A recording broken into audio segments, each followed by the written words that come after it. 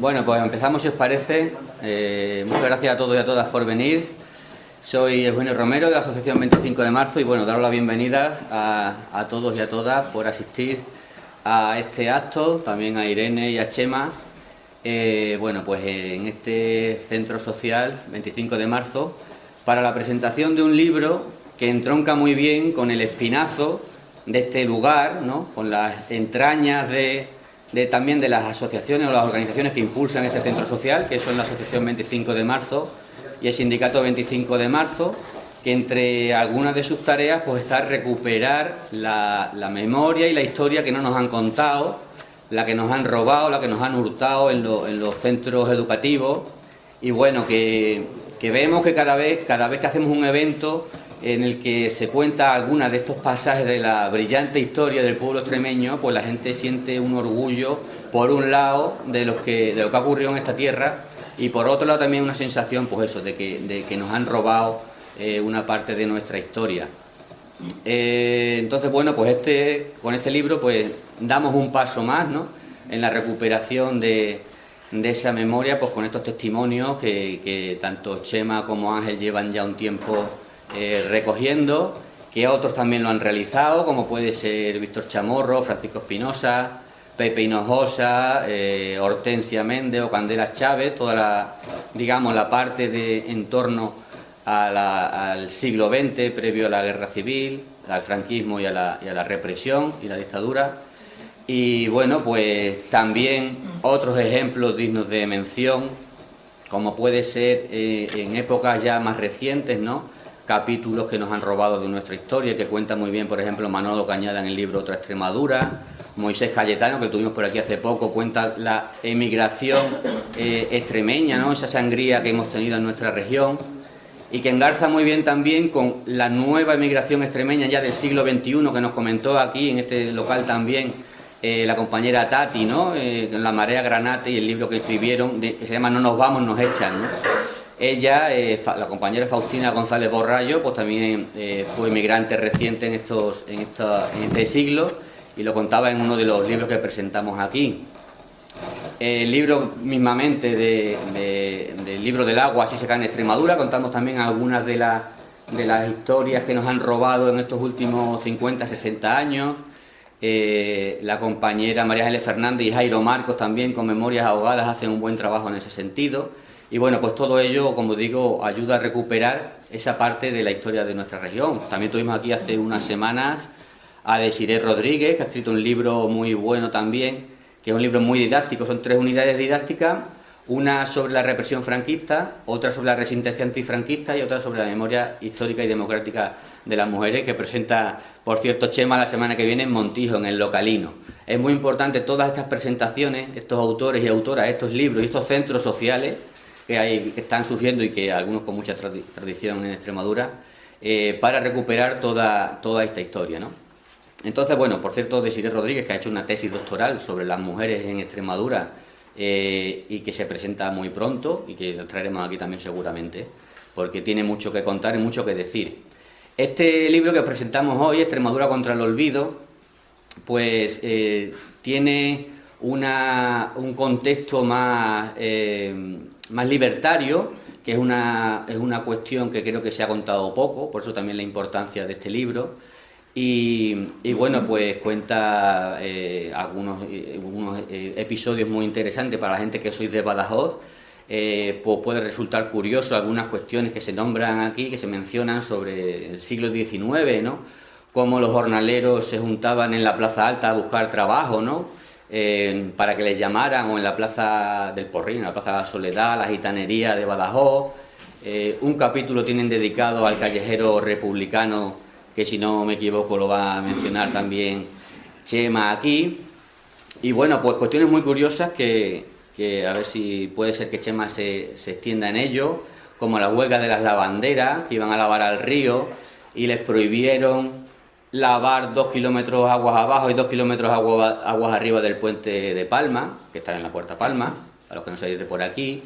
Muy interesante también el capítulo de Ángel sobre las huelgas de las tejedoras de Mérida, que llegaron a dejar sin pan, porque esa movilización de las mujeres de la época tan reprimidas, aunque estábamos ya en la República, se fue contagiando incluso a otros pueblos y a otros sectores dentro de Mérida, que llegó a una huelga general en la ciudad de Mérida, y que también tiene un nexo de unión muy claro con la huelga de Fuentecapala ya en los años 70 aquí en Extremadura, o de Induico, que por cierto presentamos a los actos del 25 de marzo en Valdencín, el libro de La huelga de las niñas de Induico, de la compañera María José Gallego, la compañera Monse también de Navalmoral en Fuentecapala, es una de las personas que estuvieron allí luchando, ¿no?, por sus derechos.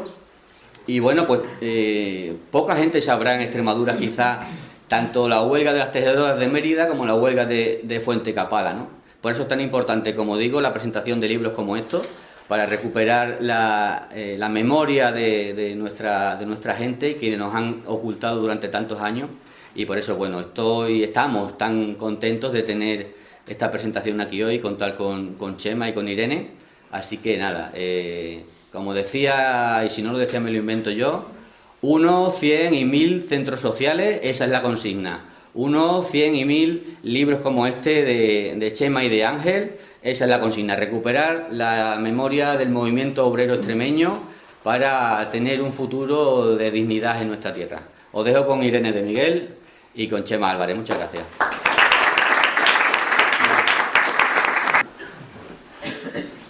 Bueno, pues mi turno. Yo iba a decir que me sentía un poco pequeña ante estas dos personalidades, pero se me ha ido Yuyi. Más pequeña que nosotros. Bueno, para mí era muy importante esta presentación hoy aquí por varias cuestiones. La primera, porque que Chema y Ángel, que hoy no ha podido estar, me hayan pedido por segunda vez que esté con ellos en una mesa presentando el libro, pues me llena de orgullo, porque eso significa que no lo hice tan mal la primera vez. En Burguillos. En Burguillos estuvo muy bien, y además la acogida fue muy calurosa y había muchas ganas de hablar de memoria. La segunda razón era por estar con Yuyi, que, bueno, como sabéis, aparte de activista inconmensurable, también tuvo su corta etapa política junto a mí.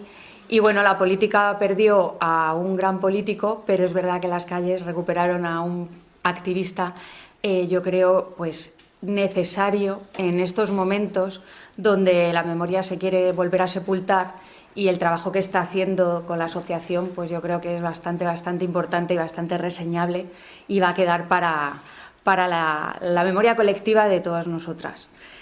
Quería también agradecer a la editorial Jarramplas por apoyar estos proyectos que creo que son tan necesarios y que son también tan arriesgados a veces, ¿no? Y agradecer a la Asociación 25 de Marzo, porque si ahora mismo la población extremeña reivindica casi al unísono fechas tan importantes como el 25 de marzo, pues tiene que ver con el trabajo que se ha hecho desde la asociación, con obviamente los historiadores que ha nombrado Yuyi, el trabajo de Manolo Cañada, pero creo que también con esta acción colectiva que se está haciendo desde la Asociación 25 de marzo, de dar luz y poner en valor una fecha que nos llena, yo creo, de orgullo a muchos y a muchas, porque supuso que Extremadura se levantó de manera pacífica para gritar que la tierra era para quien la trabajaba, y puso en el mapa a Extremadura, no solo en todo el país, no solo en todo el continente, sino en todo el mundo, porque se habló de Extremadura desde Argentina. Y eso no se puede olvidar, y creo que es una fecha que va cogiendo cada vez más fuerza y que más personas van descubriendo y van asombrándose que un hecho así, que levantó a 80.000 yunteros, no esté en los libros de texto de las escuelas extremeñas a día de hoy. Pero lo vamos a lograr. Yo sé que eso aparecerá y que poco a poco los niños y las niñas extremeñas festejarán en algún momento el 25 de marzo como el Día de la Dignidad del pueblo extremeño, que quiso ser sepultada y que no se logró. Y también me bastante ilusión que presentáramos el libro aquí en Badajoz, Chema, porque, bueno, pues tú sabes que si hay un sitio donde la amnesia, donde el olvido ha sido más vapuleado, más sepultado, es precisamente aquí donde se vivió con más crudeza la represión franquista. Y lo dicen Chema y Ángel en su libro, ¿no? Esa tesis de que aquí realmente en Extremadura no hubo contienda. Aquí lo que hubo fue una profunda represión, fue una matanza, fue pues intentar acabar con todo lo que supusiera la decencia y la dignidad del pueblo campesino, fruto, yo creo, precisamente de ese 25 de marzo, que a muchos pues les alertó, ¿no?, de que pudiera haber una revolución realmente que comenzara aquí, y quisieron acallarlo. Y es verdad que en Extremadura pues la memoria ha sido la asignatura, yo creo, una de las asignaturas que tenemos más suspensas, y ha sido por culpa precisamente de aquellos que consideraron que para superar el franquismo, para superar el terror franquista, pues había que crear una especie de amnesia colectiva, borrón y cuenta nueva. Y aquí no ha pasado nada.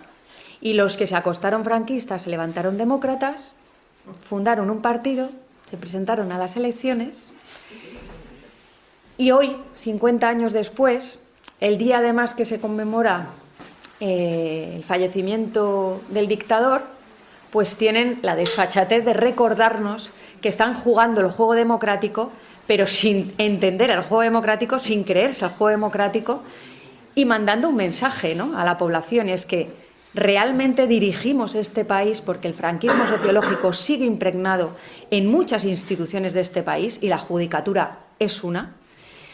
Y aquellos que decidieron que la amnesia era la mejor receta han caído en la trampa de pensar que pudiendo pactar el poder judicial con el Partido Popular, y estoy hablando, y no voy a andarme con eufemismos, ni con, o sea, el Partido Socialista ha creído que pactar el Poder Judicial con el Partido Popular les vacunaba contra las malas prácticas que tiene el fascismo, que tiene aquellos que no creen en la democracia, ¿no? Bueno, pues esta misma semana hemos visto con la sentencia del fiscal general que el franquismo sigue muy impregnado en nuestra débil democracia. Y tengo que decir débil porque yo creo que después de la sentencia de esta semana hemos visto todos y todas cómo las instituciones, cómo la justicia se ha echado paladas de tierra encima y nos ha demostrado a muchos demócratas que no estamos jugando ni con las mismas cartas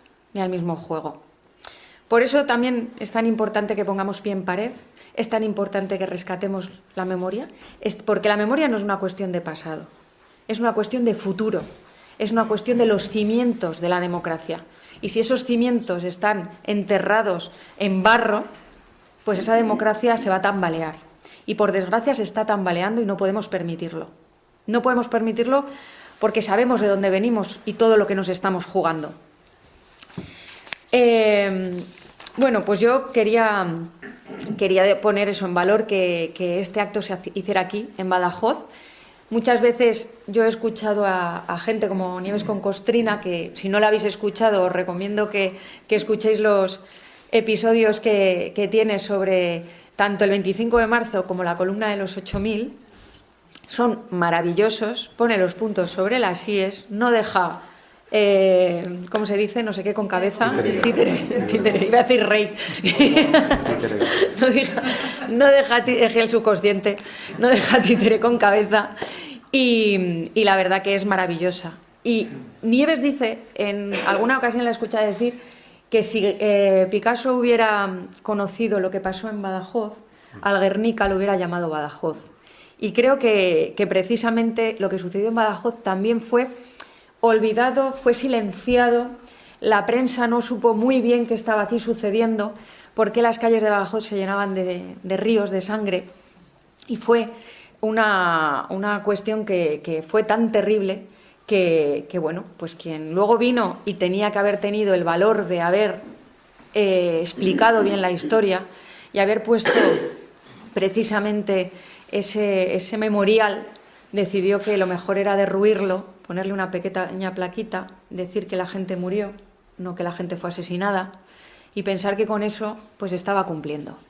Pero no se estaba cumpliendo, lo que se estaba haciendo yo creo que era un ultraje total a la memoria. El otro día tuvimos un acto de memoria aquí, enfrente de la antigua Plaza de Toros, al actual Palacio de Congresos, y os tengo que decir que el acto que organizó el 25 de marzo creo que es de los actos de memoria más potentes que he vivido, porque el hecho de ver la reparación que suponía el contar la historia, el que la gente que la vivió, los familiares de aquellas personas que fueron asesinadas, cogieran un micrófono, bueno, no cogieran un micrófono, a viva voz, frente al silencio de tanta gente, contaran la historia de sus abuelos, de sus bisabuelos, de su familia en definitiva, porque eso marcó a toda la familia, ¿no? Fue un acto de reparación tan increíble. Esa mujer que se me acercaba y me decía, es que pasaba por aquí con mi marido paseando, he visto, me he acercado a ver qué era y cuando he visto qué es esto, necesito contar la historia de mi abuelo, que le asesinaron en feria, porque nadie, no fue en feria, fue en Solana de los Barros, porque nadie la ha contado nunca, porque mi familia era un tabú y necesito contarlo para quedarme tranquila, para hacer justicia. Fue realmente, de verdad, yo creo, sanador para muchos y muchas de las que allí participasteis, ¿verdad, Fátima? Y creo que no podemos consentir que la memoria siga olvidada.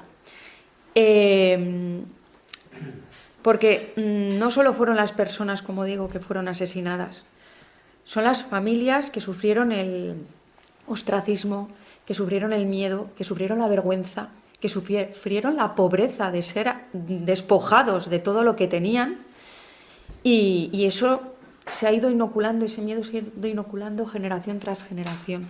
Y yo creo que ya es hora de que se levante la voz, de que se hable con fuerza, de que nos desprendamos de esa vergüenza, de ese miedo, y que contemos la historia de los que no han tenido la suerte que se haya puesto en los libros, ¿no? Libros como este hacen justicia. Y además nos hablan también de esa sociología extremeña, reivindicativa, rebelde, profundamente libertaria, y por eso también os recomiendo también el libro de Chema, Extremadura anarquista, para conocer eso esos gérmenes que no fueron tan gérmenes, pero que tuvieron una importancia capital en el desarrollo social y económico también de nuestra tierra. Y la importancia de la acción sindical, de la acción popular para defender los derechos de todos y de todas, los derechos colectivos. Quiero también señalar ese hilo rojo que nos sigue conectando, que conecta Extremadura con otras luchas actuales, con otras desgracias actuales. Lo que se vivió en Extremadura es muy parecido a lo que se está viviendo ahora mismo en otros territorios. Y quiero nombrarlo porque creo que no nos podemos olvidar de lo que está sucediendo en Palestina, que aunque ya nos aparezcan los telediarios, no se está solucionando, no hay un acuerdo de paz. La gente sigue muriendo asesinada por bombas, sigue muriendo de hambre por ese cerco que Israel sigue manteniendo al pueblo palestino. Como sabéis, este año ha sido la derogación de la Ley de Memoria Democrática de Extremadura. Una ley que había sido olvidada y metida en un cajón. Una ley que el Partido Socialista aprobó, pero que no tenía realmente motivación de poner en marcha porque había sido, os lo digo como lo siento, dejada, abandonada, y no se había desarrollado como correspondía. Pues ha llegado la derecha junto a la extrema derecha y lo primero que han hecho ha sido derogar esta ley y además plantear una ley infame de concordia, que ya el nombre nos indica algo. Para aquellos que sepáis de memoria, que sepáis de lo que estamos hablando, a mí Ángel me lo dijo, me acuerdo pues no me acuerdo si en qué caminata fue, a lo mejor hacia el campo de concentración de Castuera, y me dijo, la concordia era la palabra que utilizaban los sublevados para justificar el levantamiento contra un régimen democrático. decían que se levantaban para traer la concordia al pueblo.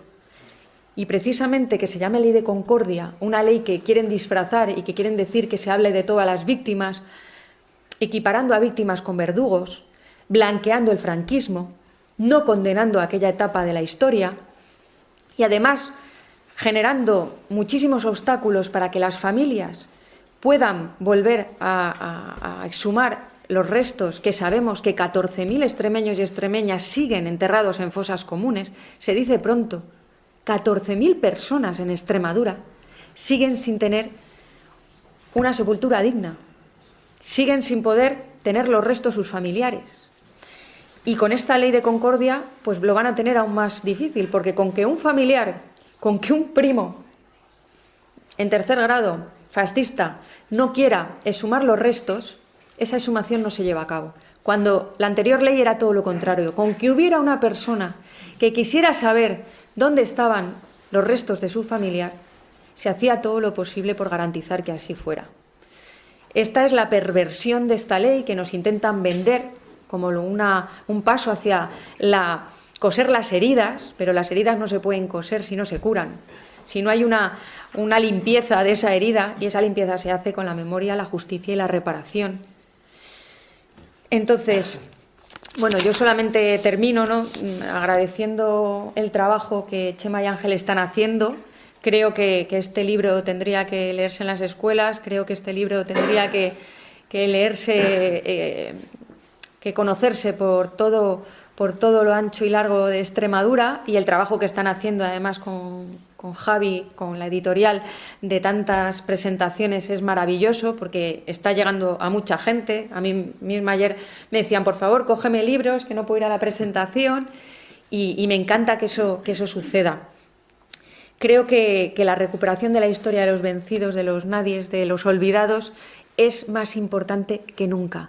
Y que levantar la voz en estos tiempos de oscuridad, donde parece que la derecha y la extrema derecha ganan por goleada, es más importante que nunca, porque no pueden ganar, porque yo me niego a pensar que este país está la gente indecente, la gente que no tiene corazón, que no se conmueve con el dolor ajeno, gana a la gente que sí nos conmovemos con el dolor, que sí queremos un país de justicia social, que sí queremos que nuestro vecino, independientemente de su color de piel, de su origen, de a quién vote, tenga lo mismo, la misma calidad que tenemos nosotros. Y yo me niego a pensar que en este país ganan los que condenaron a mucha gente a vivir con miedo y a vivir con desesperanza.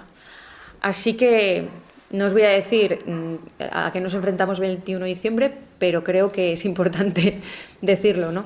Y creo que se abre una oportunidad para precisamente mostrar que hay otra Extremadura y que hay otro país que está esperando que la memoria vuelva al lugar que le corresponde. Así que os dejo con Txema.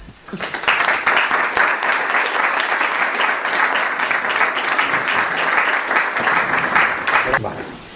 Bueno, pues muchas gracias. Yo me llamo Txema Álvarez, soy compañero de Ángel Olmedo. No ha podido venir, pero lo tengo aquí en la portada del otro libro que escribí, Extremadura anarquista.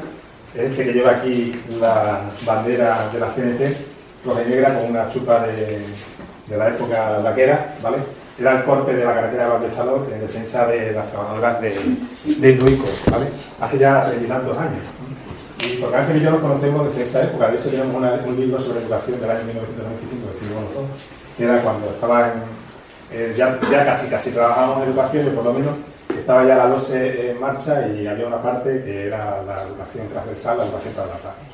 Y bueno, Ángel no ha podido venir porque hoy había un acto en Villafranca, que tiene mucha relación porque Ángela, su mujer, está allí. Y había un acto, porque nombran predilecto a Ángel Calle, el que fue alcalde de Mérida, que le había invitado y tenía esto. Así que yo le dije, no te preocupes, Ángel, que yo defiendo aquí el puente. ¿Vale? Y bueno, yo por mi parte encantado, ya llevamos muchas presentaciones sobre el libro. El libro, siempre lo decimos, nosotros no nos llevamos económicamente nada, lo lleva la editorial, que es el capitalista. y que lo utiliza para sacar otros libros. Sabéis que hoy día los libros prácticamente, a no ser que seas un gran escritor, novela, que te llames del bar de apellido, cosas así, pues no vender, ¿no? Entonces tampoco pretendemos vivir de esto, vivimos de nuestro trabajo y lo utilizamos sobre todo con la parte más propagandística del asunto, que es precisamente hacer propaganda de aquellos principios en los que creemos hace ya más de 30, 40 años, ¿no? Y que nos mueven, ¿no? Porque tanto Ángel como yo hemos pertenecido siempre a los movimientos sociales. Empezamos trabajando, enfrentándonos a una de las mayores instituciones de este país, que es el Ejército, que tiene una herencia muy franquista, con el movimiento por la insumisión, que muchos aquí os sonarán, declarándonos insumisos, sufriendo la cárcel, sufriendo la represión, sufriendo la muerte civil, sufriendo la exención de los trabajos que teníamos, hasta que conseguimos que aquella lacra, que era la de las quintas que venía desde el siglo pasado, pues acabase en este país, que era el secuestro legal que hacían de aquellos jóvenes entre los 15 y los 21 años para prestar un servicio al Estado que después los ricos no prestaban. Bueno, lo voy con la mano. Vamos a ir al tema que es el tema de Extremadura contra el olvido, que es un libro que hemos publicado, dale, Pedro, y que conlleva distintos temas, ¿no? Son diversos artículos que empiezan en 1883, precisamente con el levantamiento zorrillista de aquí de Badajoz, y acaba, como prácticamente en nuestros días, haciendo una reflexión sobre la cuestión de la memoria histórica. Es un recorrido entre algunos artículos que hemos ido publicando en diversos medios, sobre todo en el Santo Extremadura, que es un medio que, si no lo conocéis, es un medio que no admite publicidad del IBEX 35, en el que colaboramos y coeditamos, ¿no?, la parte de aquí, y que también participa Javi, que es Rafa, y otra gente, ¿no? Y conlleva distintos temas. Empieza por el anarquismo extremeño del siglo XIX, prácticamente, y como digo, con el levantamiento zorrillista, y acaba con nuestros días. En cada presentación procuramos contar algo que tenga que ver con el lugar donde estamos. Ya hicimos aquí una presentación de alguna de la gente que escribiste, y yo me acuerdo que estuvo yo, al principio, y también procuramos siempre, porque claro, son muchos artículos muy diversos, ¿no?, y procuramos siempre contar algo con el lugar donde presentamos, ¿no? Entonces, simplemente vamos a ir viendo aquí, dale, voy a hacer una referencia a uno de los artículos del libro, que es el Callejero Republicano de Badajoz, ¿vale? Vamos a ver, no vamos a ver todas las calles, son diversas calles. Sabéis que aquí en 1931 hubo muchas calles que se cambiaron de nombre, que las perdieron en el año 1936, en agosto entre agosto y diciembre se pusieron otra vez nombres, que va bien, la mayor parte no eran los que existían antes, sino nombres franquistas, que muchos de ellos ha costado quitar con el tiempo, ¿no? Y nos vamos a ir guiando por algunas de esas calles, por algunos de los nombres de esas calles. También por una cuestión, por el tema de la República. O sea, ayer, por ejemplo, se conmemoró el 50 aniversario de la muerte del dictador, ¿no? Ayer,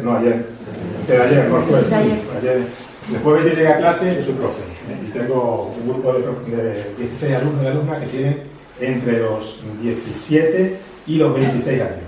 Yo soy de lengua y literatura, pero con diversos avatares doy formación profesional. Y bueno, la primera pregunta que hice a las 8:30 de la mañana, me va a entrar, digo, ¿qué se conmemora hoy? ¿Qué hecho histórico español se conmemora hoy? Nadie supo decirme, ¿no? Cuando le insistí, uno dijo que lo de la bomba.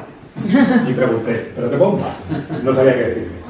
Ya, cuando la acción tomó otra, dije que lo de la inundación, tampoco lo de la inundación. Digo que el que menos tenía 17 años y el que más tenía 26, ¿vale? Y ya tengo que decir, la muerte del dictador, tampoco sé. La muerte de Franco, sí, Franco sí, ya sé quién es Franco, ¿vale?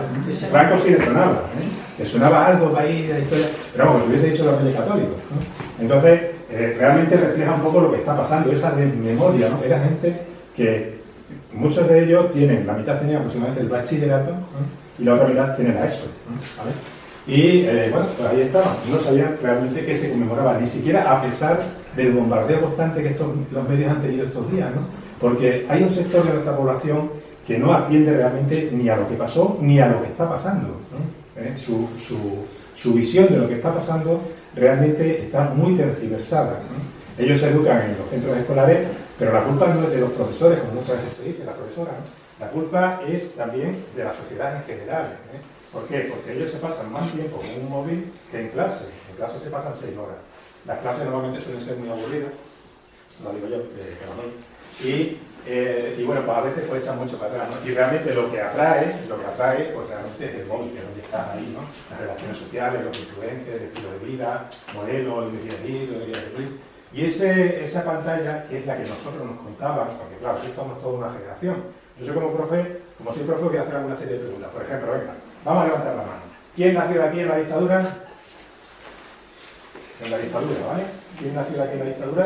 ¿Vale? Bueno, pues entonces, más o menos somos generacionalmente, somos de una misma época. Yo se lo digo a mis alumnos de alumnas, ¿no? Digo, yo nací en la dictadura. ¿Y eso qué era? Digo, pues, yo os cuento, yo tenía 8 años, os cuento lo que yo viví. Lo que yo viví sobre todo fue la educación. Era una educación que se basaba en el principio de la letra con sangre entra. Digo, a mí me pegaron los profes por no llevar a echar las cuentas de matemáticas. Y vi cómo le rompían un palo a un compañero en la espalda, o a otro le arrancaban una oreja. O sea, yo eso lo viví, igual que lo hemos vivido muchos de aquí, que estamos en la misma generación, ¿no? Y cuando les cuento eso, ¿no?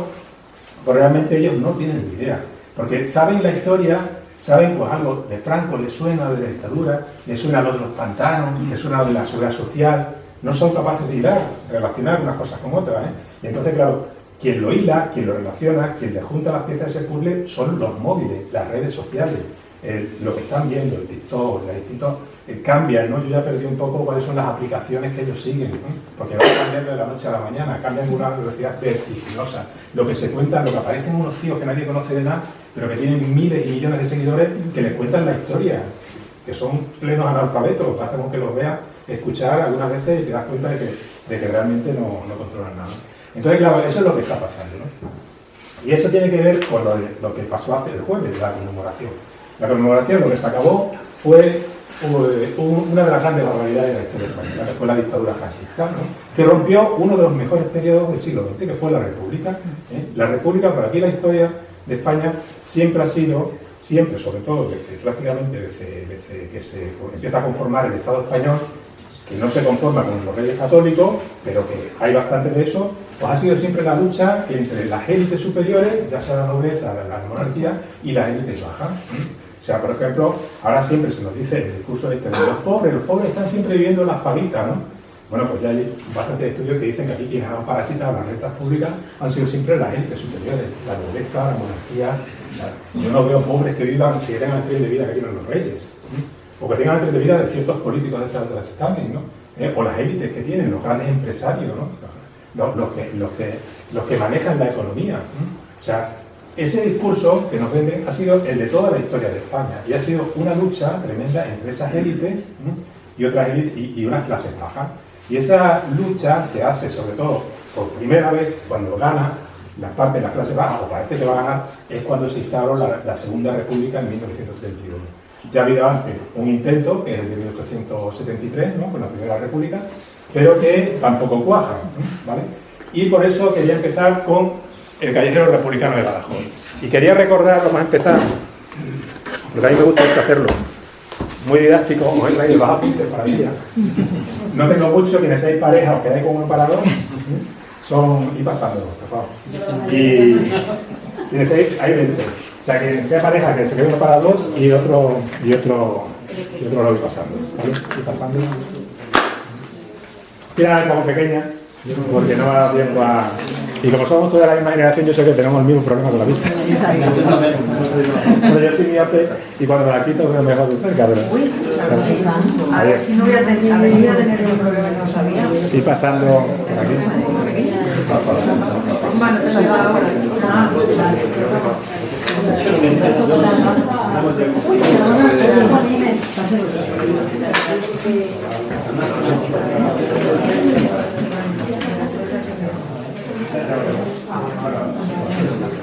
No sé si llegará por aquí. Bueno, mira, simplemente esto no lo conoce mucha gente, es un choti republicano. La gente sabe lo que es un choti. Bueno, hace poco tiempo fuimos a bailar al alcalde de Madrid cuando se pasó el choti. ¿Vale? Claro, pero el choti ha sido siempre una canción del pueblo. O sea, no ha sido una canción de la gente. En el Madrid que cuenta Pérez Galdós, hablaba precisamente del choti, por poner artistas, lo bailaba la gente del pueblo, la gente de la calle, las élites no bailaban. La zarzuela eran eran géneros, de género chico, eran géneros de la calle, de la gente, que se creaban en la calle, en los patios de vecinas, y no era ese baile al revés. Aquí en Badajoz, por ejemplo, era una ciudad que tenía muchos bailes del siglo XIX, estaba el baile de gimnasio, había varios bailes. ¿Y por qué? Porque había muchas bandas, estaban las bandas militares por un lado también, entonces había muchos bailes, pero eran bailes de élite. De hecho, si miramos a la prensa burguesa, la prensa extremeña, el noticiero, todo esto, los periódicos del siglo XIX de aquí de Badajoz siempre te hablan, aquí hubo baile en el gimnasio y la señorita tal fue con tal vestido, y te detalla el vestido, y el pollo, hablaban de los pollos eran los que la rondaban, ¿vale? Y bueno, pues el choti ha sido siempre de pueblo, ¿no? Vamos a escuchar un pequeño choti, que esa es la letra, ¿vale? Esa es la letra. Dale, Pedro. Mientras vemos aquí, a ver si podéis ver. Se oye muy mal. Se oye fatal.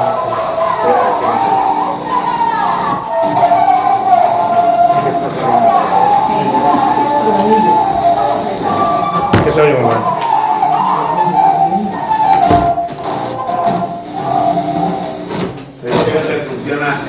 No funciona. El audio. Está saliendo por el... ¿Puedo tirar el vídeo? Están ahí para hacer. Lo pongo. Y tampoco se ve el vídeo. Bueno, déjalo si no, mira. Deja puesto que vaya pasando el vídeo sin sonido, ¿vale? La letra del Choti es muy fácil, ¿vale?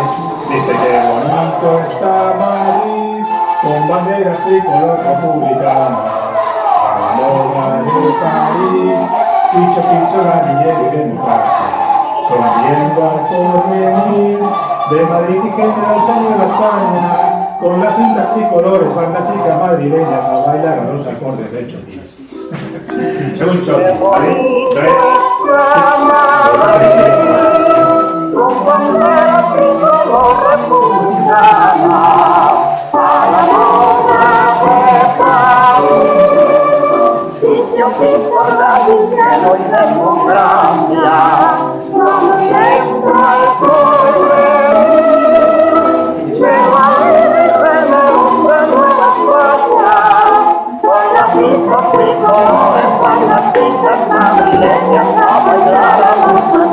Aparecen en la pantalla son imágenes del siglo XIX, principios de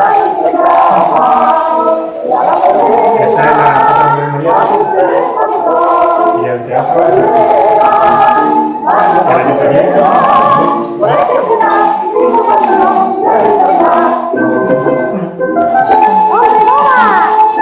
El escudo republicano sin la zona real.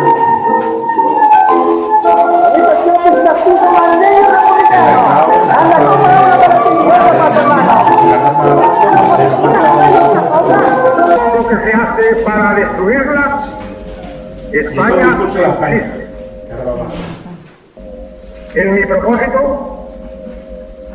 y para fines mucho más importantes,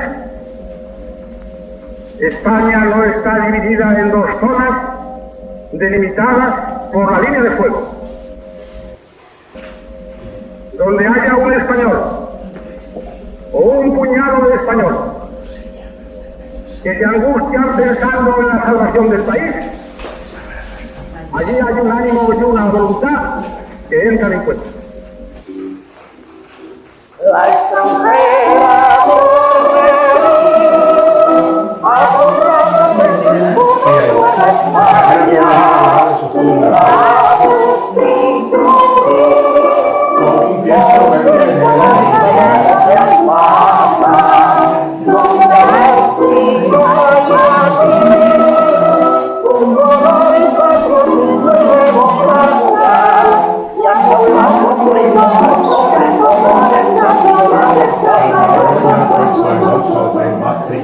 doy posesión a la señorita Victoria Kent de la... Ese es Fernando de los Ríos, ¿vale? Ministro de Justicia en la Segunda República. Y es un acto en el que se nombra a Victoria Kent, voy a decir unas palabras, directora general de prisión. Sean mis primeras palabras Eso es de agradecimiento a este gobierno de la República Española. Agradece a la Comunidad Española que se le nombre directora general de prisión Trae a colaborar y dice que en realidad que es es una oportunidad para la mujer en España para poder alcanzar son cuotas de poder como igual que los hombres, ¿no? Un juicio personal. En realidad Yo recojo en este momento el techo ese de cristal. el sentimiento y el pensamiento de todas las mujeres españolas.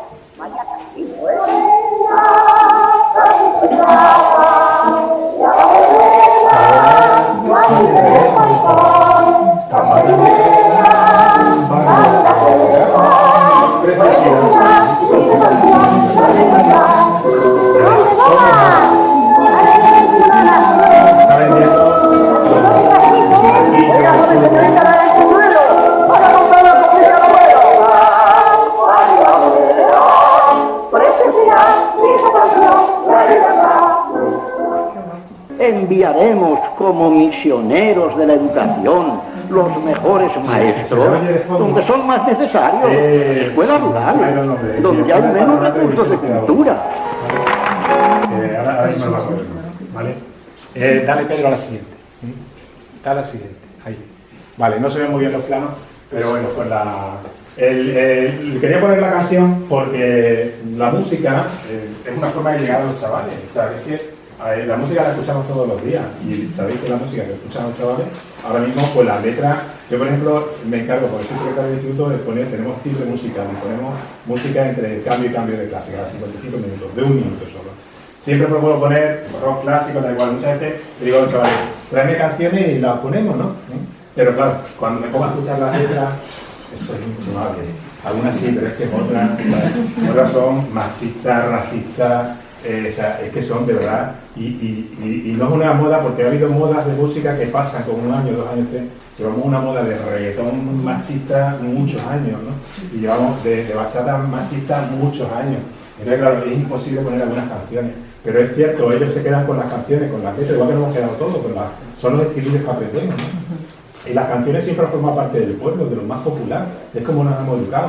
Lo llevamos para trabajar, para acompañarnos, para consolarnos, ¿no? Y entonces es importante, por eso quería empezar también lo de esta charla con lo de las canciones. De hecho, ahí me parece que pone al principio, en la vuestra, me parece que pone que el Choti se inicia con los acordes de La Roja la Bomba. Habrá gente de aquí que conozca La Roja la Bomba. La Roja la Bomba es una canción, el anarquismo siempre ha venido el San Benito de la violencia, ¿no? Sin embargo, el terrorismo anarquista ha sido siempre muy de tipo individualista, o sea, no han sido grandes organizaciones las que lo han promovido, sino personas individualmente que lo llevaban a cabo. Por ejemplo, el atentado de Paulino Payás, ¿no?, contra Martínez Campos, o el de Mateo Morral contra Alfonso XIII, ¿no? Son acciones individualistas. Todos los partidos políticos, toda la ideología a lo largo de la historia siempre han practicado la violencia en diversos momentos, pero eso no define al partido, igual que lo puede, el acción de un individuo no define al grupo, ¿no? Pero en este caso, por ejemplo, Arroja la Bomba es una canción muy violenta, que la gente no la conoce, pero que está contextualizada en un momento. Es cuando surge la FAI, la Federación Anarquista Ibérica, que es una especie de prolongación de la CNT en el momento del anarquismo español, y hay un chico, ¿no?, se cuenta que hay un chico que lo meten en la cárcel, ¿no?, lo torturan durante el bienio negro, que es el 34 hasta el 36, ¿no?, el de los rusistas, ¿no?, y le torturan, y en un momento dado está allí y sale a las rejas de la cárcel y dice: cabrones, hijos de puta, hay niños por aquí, no, cabrones, hijos de puta, arroja la bomba, que escupa metralla. Y a partir de ahí, los que están en la cárcel empiezan, ¿no?, con la canción, y la canción dice: arroja la bomba, que escupe metralla, con los petardos se empuñan hasta, proclama tu idea revolucionaria hasta que consigas amplia libertad. Acudí los anarquistas, empuñando la pistola hasta morir, con petróleo y dinamita. Toda clase de gobierno a combatir y destruir, ya es hora que caiga tanta dictadura. Vergüenza a España por su proceder. No más militares, beatas ni curas, abajo la iglesia, abajo el poder. Y es que está bien que la gente refleja el ambiente de una época, el ambiente de esa época, que era la época en la que, sobre todo en la República, ¿no?, en la que desde 1931, desde el 14 de abril o desde el 13 de abril, ya hay unas élites que están preparando un golpe de Estado, que intentan varias veces, pero que al final no fructifica, como por ejemplo el golpe de Sanjurjo, ¿no? Y desde ese momento están intentando provocar continuamente, Muchas veces la historiografía que nos venden es decir, no, la República fue un momento de grandes enfrentamientos entre unas partes y otras. La República fue un gobierno constituido libremente, elegido en las urnas, ¿vale? Con una constitución muy avanzada en la época que dio el voto a la mujer, por ejemplo, que en Victoria Kent al principio se negó a ese voto, ¿no? Y que dio el voto a la mujer, que hubo una serie de élites que no iban a permitir que eso sucediese. Y esas élites, que eran las oligarquías, en las que se acantonaron con otras instituciones, como por ejemplo la Iglesia, ¿no? Y como los grandes terratenientes y los militares, los militronchos, sobre todo los africanistas, que no querían perder sus privilegios. Y lo intentaron una y otra vez, de diversas formas, en la calle, en las instituciones. Cuando vieron que perdieron las elecciones ya en febrero del 36, ya fueron a por todas. En julio se levantan y empieza una guerra civil, que aquí en Extremadura no hubo guerra civil, como hemos dicho, ¿no? Como dijo antes Irene. Aquí lo que hubo fueron los tres mejores ejércitos del momento de la época, que era el alemán, el italiano y el africanista, que estaban entrenados en acciones de combate muy represivas, entraron por el sur de la península y fueron arrasando con intención rápidamente hasta llegar a Madrid, intentando llegar a Madrid. Se pararon en Badajoz por una razón muy simple, ¿no? Cuando siempre nos cuenta, dice, es que la historia era unir el ejército del norte con el del sur. Bueno, eso es muy relativo. Franco, sabéis que se suma tarde a ese golpe, y Franco era un tío muy cobarde, o sea, no tomaba parte en una acción si no lo tenía muy claro, ¿no? Entonces, ¿qué hace? Busca la forma de escapar en el caso de que esto no cuaje. ¿Por dónde? Yéndose a la dictadura amiga, que es la de Salazar, que está en Portugal, ¿no? Una vía de escape precisamente para esos ejércitos que ya avanzaban, que no estaba tan claro que pudiesen llegar a Madrid, porque ya ellos contaban con que el golpe iba a durar un mes y que iba a triunfar, y se dieron cuenta de repente que era una guerra de conquista. Y abren la vía para poder escapar hacia Portugal, ¿no? Que es cuando llegan hacia abajo, y se encuentran por primera vez, supuestamente, un ejército que les planta cara y una ciudad abarrotada, ¿no? Que son las que forman todavía el Badajoz de los años 30, que tiene muy pocas expansiones, salvo por ejemplo la parte de San Roque o la parte de la estación, ¿no? ¿Vale? Pero que sigue siendo una muralla donde se encuentra una barrera militar, ¿no? Y un ejército donde se controla además a las partes de los sublevados, como por ejemplo la Guardia Civil, ¿no? Entonces, a partir de ahí se organiza la resistencia, y aquí es donde viene huyendo mucha gente, ¿eh? Igual que he dicho que antes, por ejemplo, quien de aquí nació en la dictadura, que levante la mano de aquí quien tenga abuelo o bisabuelo que trabajase en el campo. Prácticamente todo. ¿Vale? Venimos todos del mismo sitio, que se nos ha olvidado, que venimos del campo, ¿vale? Y venimos de nuestros abuelos. Y esa gente, claro, pues esa gente no tenía ni instrucción militar, ni armamento militar, ni nada de nada. Las únicas instituciones militares que pudieran haberle plantado cara a ese ejército tan avanzado para la época, pues se puso del lado precisamente de los golpistas, que era una Guardia Civil o la parte de los destacamentos militares, ¿vale? Y la gente que les intentó frenar en Monesterio, en todos los pueblos, pues era gente del pueblo, que tenía un trabuco del abuelo de la Guerra de Independencia, un cachazada, o sea, no tenían otra cosa, ¿vale? No tenían instrucción militar, entonces aquello fue una masacre, ¿no? Eso siempre se ha utilizado en la guerra, ¿no? Y lo vemos ahora, por ejemplo, pues lo de Israel, ¿no? Israel ha hecho lo mismo, un ejército muy potente, ayudado por Estados Unidos, el mayor ejército del mundo, ¿no? Pues arrasa contra gente completamente indefensa. Mientras el resto de la comunidad internacional miramos y no hacemos absolutamente nada. Nos llevamos la mano a la cabeza, pero ya está, ¿vale? Pues ahí se debía exactamente igual. Son dos planos que utilizamos mucho para el callejero. Este es un plano de la guía de Badajoz de 1892. Y este es un plano de Benito Chías Carbó, que era un militar que nunca pisó Badajoz, pero que hizo un plano muy acertado, en el que ya se ponía la tricromía, que era una forma de meter de color, al plano de Badajoz, porque en ese momento, en 1910, es cuando se empieza a estirar la venta de guías, de planos, de mapas para el turismo, es cuando empieza más o menos, en cierto modo, el turismo. Y entonces hay gente que unía el paso de todos los catalanes y se inventan este tipo de guías, uno de los planos de Badajoz, que empiezan a pasar. Dale, Pedro. Y bueno, retomando, por empezar un poco, pues retomando lo que es el callejero, vamos a ir viendo algunas calles y vamos a ir retomando algunas de las historias que aparecen en el libro o que tienen que ver con Badajoz. Una de ellas es la calle Tomás Rivero de Castilla, ¿vale? Que le pone la República a la actual calle San Blas, ¿vale? Una de las muchas calles. Tomás Rivero de Castilla aquí es muy conocido, sabéis que es uno de los grandes clausistas, director del Instituto Provincial, ¿vale? Pero también lo que queremos llamar la atención es que en ese claustro que está Tomás Romero de Castilla, ¿no? Que es este hombre de aquí, ¿vale? También forma parte, aunque no aparece ahí, Agustín Cervantes del Castillo Valle, ¿no?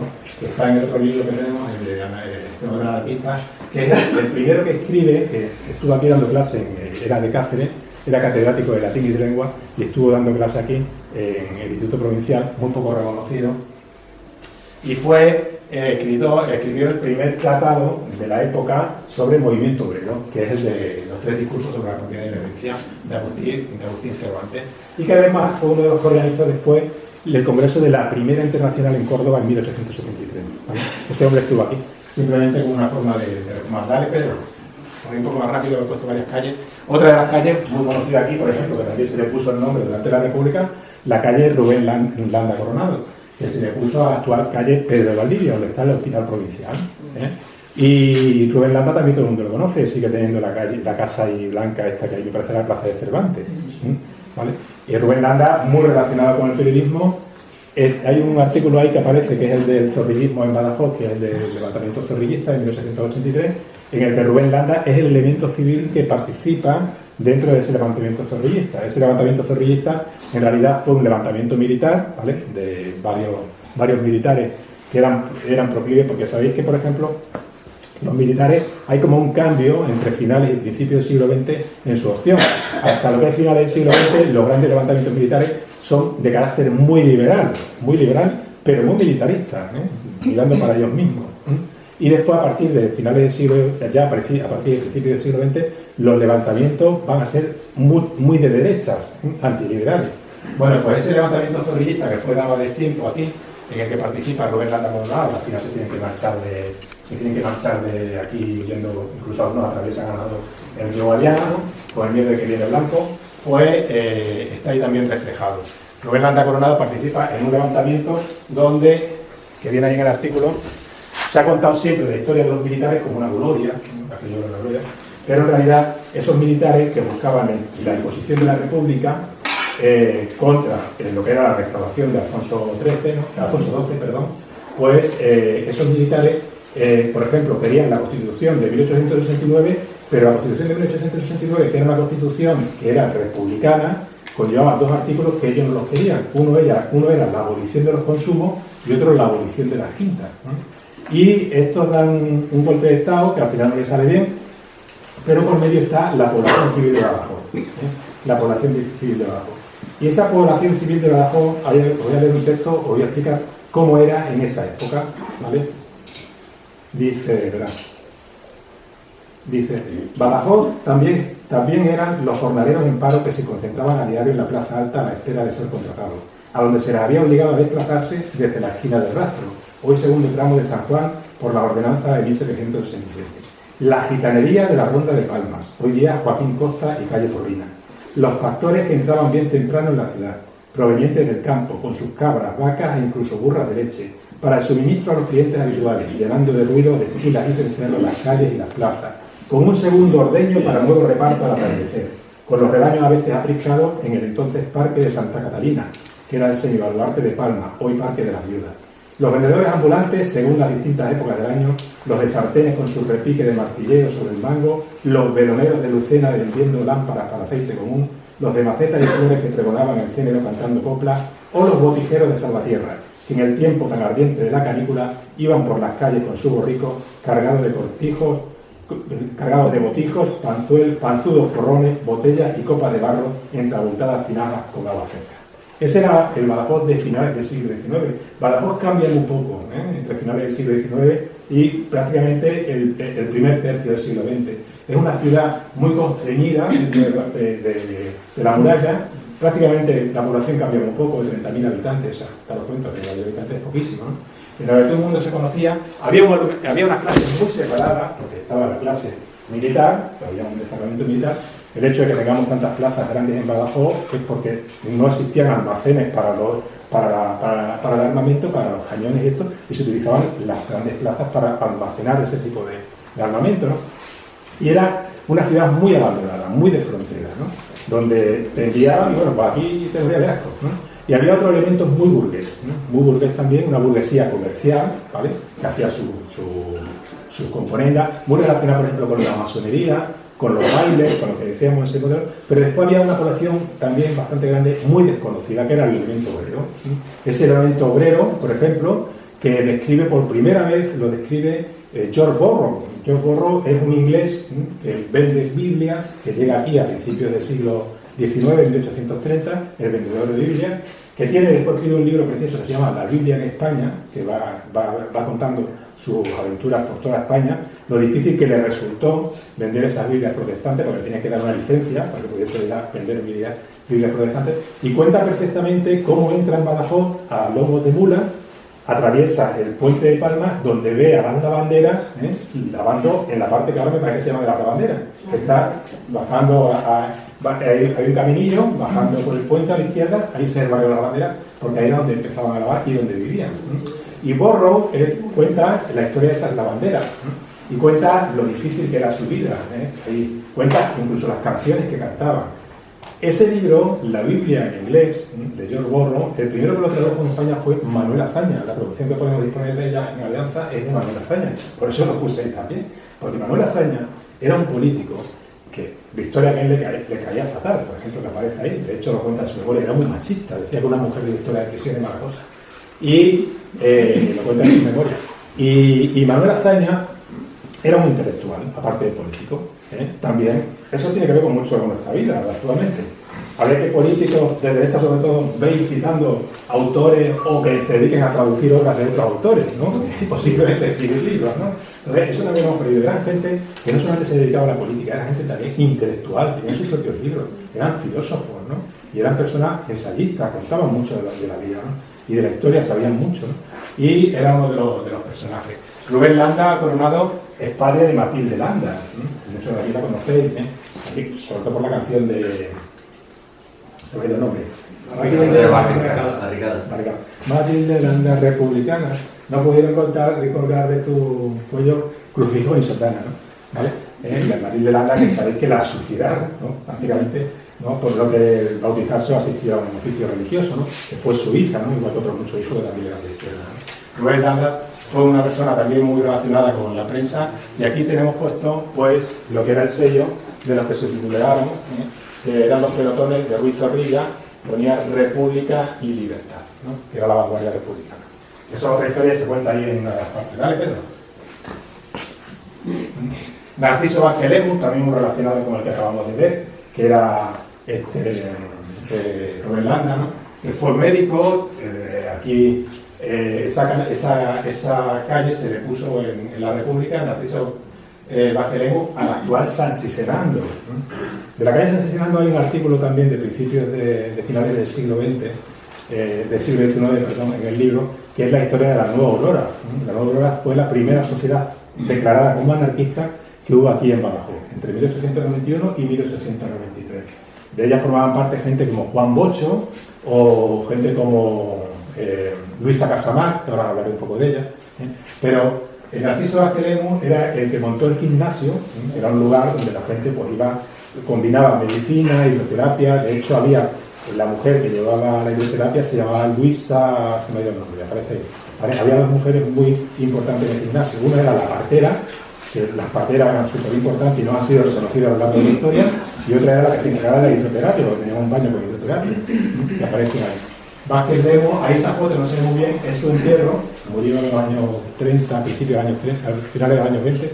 Aquí vino Margarita Nerke, se le enterró de forma civil, es una foto muy característica donde aparecen varios ministros, ahí fue muy reconocido aquí en Badajoz. Dale, Pedro.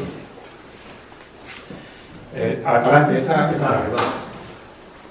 ¿vale? O Sisto Cámara, otro de los nombres que se le puso aquí a otra de las calles. Sabéis que Sisto Cámara también es otro de los grandes revolucionarios de principios de finales del siglo XIX, que muere cerca de Olivenza, perdido en mitad del campo en los días de julio con el calor que hacía, muere de una insolación, y fue uno de los que introdujo sobre todo el pensamiento fourierista, que es un pensamiento que va a tener que ver también después con la educación, aquí. Junto con Fernando Garrido, tiene algunos libros, que Fernando Garrido fue uno de los iniciadores de la Primera Internacional. Dale, Pedro. o la calle Mariana Pineda, que también se le puso a lo que es la calle José Lanó. Ese nombre también se le puso la República. Mariana Pineda es aquella, que saben por la obra de García Lorca, que borda la bandera de la libertad contra el conservadurismo de Fernando VII, que traiciona y al final muere en un cadalso, ¿no? O el cuadro de Gisbert, que refleja también los liberales con la plaza de Torrijos, ¿vale?, que se le puso nombre de Plaza de Torrijos a la actual Plaza de Santo Domingo. Santo Domingo, como sabéis, era el perro cancerbero de la Inquisición. Pasamos la diapositiva. El Paseo Pi Margal, que actualmente es la Plaza de San Francisco. Se le llamó Pi Margal. Pi Margal estuvo aquí en esa época, en el final del siglo XIX, como abogado de una empresa de Cataluña, que vino aquí a defender sus intereses. De hecho, vive aquí, tiene escrito sobre los días aquí en Badajoz. Y Pi Margal, pues, uno de los grandes republicanos federales, ¿vale?, uno de los grandes pensadores también del republicanismo en el siglo XIX. O la Plaza de la República, que es la que se le dio a la actual Plaza de España, o como todo el mundo la conocía aquí, de San Juan. ¿Vale? ¿Vale, Pedro? Y eso, venga, hay que poner. A ver quién es capaz de leerla. Venga, si están listos, todos tan cultos. ¿Quién me puede decir lo que pone ahí? ¿Alguien es capaz de leerlo? Imaginaos que vais por la calle y encontráis este papel. O vais a un escaparate y veis eso. O alguien os llega con un periódico donde pone eso. ¿Qué pone ahí? ¿Alguien es capaz de leerlo? Mirad que sois unos analfabetos. Porque si no sois capaz de leer, sois analfabetos. Como la gente de la época que veía eso y no entendía lo que ponía. Os lo voy a decir lo que pone. Es decir, es ruso. Pone, mirad. Pone, en un lugar de la Mancha, ¿cómo sigues? Ya sabemos leer. Había aprendido a leer, ¿vale? Había aprendido a leer. Mira, es simplemente un pequeño juego que yo he hecho para enseñarles cosas, para que entendamos cómo se podía sentir la inmensa mayoría de la población obrera de esos años, que era analfabeta, no sabían leer, no sabían escribir. Cuando veían estos textos, solamente uno de cada 20, uno de cada 30, uno de 40, no sé, sabía leer. Y ese se lo debía a los demás. Les decía, en un lugar de la Mancha. Esa es la traducción del Quijote, que se ve que está traducido en Quijote de las lenguas, en ruso, ¿vale? En cirílico. Y esa es la sensación que tenían vuestros abuelos y vuestros bisabuelos cuando se encontraban con un papel. Eran analfabetos.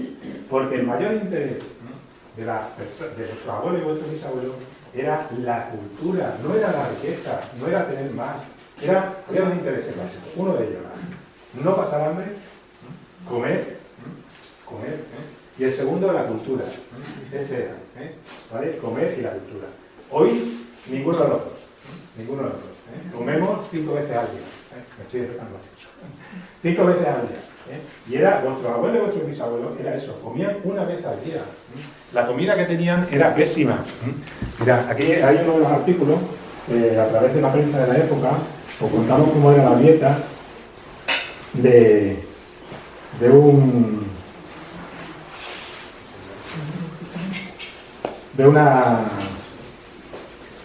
una persona que trabajase en el campo, de vuestros abuelos y vuestros bisabuelos. Mira, dicen: el pan que se daba a los jornaleros y gente de labor en los campos andaluces y extremeños, el pan de los compañeros, porque la palabra compañero viene de compartir el pan, viene del francés. Se introduce aquí en España a finales del siglo XIX y es compagne, es el que comparte el pan. Los ricos no comparten el pan, los ricos lo roban, pero los pobres sí comparten el pan. De ahí viene la palabra compañero, y por eso se utilizó tanto en el movimiento social obrero a finales del siglo XIX. Dice: el pan que se daba a los jornaleros y gente de labor en los campos andaluces y extremeños, el pan de los compañeros, era de color moreno, desagradable al paladar y picado de pauvilla, que es la langosta y otros insectos, como se decía en esa misma langosta. Pan y gazpachos era su alimentación básica. El pan iba a cuenta, es decir, se descontaba del salario que se satisfacía al final de la siembra o la siega. Según los burgueses, este salario se negociaba en la plaza, entre los propietarios y los trabajadores, pero era mentira. Según los jornaleros, se fijaba en los casinos y las grandes casas, entre los dueños de las tierras. Cuando se llegaba a la plaza, ya los burgueses, los propietarios de las tierras, sabían a cuánto iban a negociar salario. Por cada 10 hombres se les daba una panilla, que era la medida equivalente a la punta de un cuerno de aceite malo por comida, ¿no? Se llevaba el cuerno. Hay un cuadro de Eduardo Covarsí que hace para la Sociedad de la Defensa de Montijo, que es el jornalero extremeño, que está allí ahora mismo en Montijo, en el museo, que explica muy bien, porque además va con su apero, de cómo era la panilla. La panilla era la medida del aceite malo, la que se daba el aceite malo por comida, y todo el vinagre y ajo que quisieran.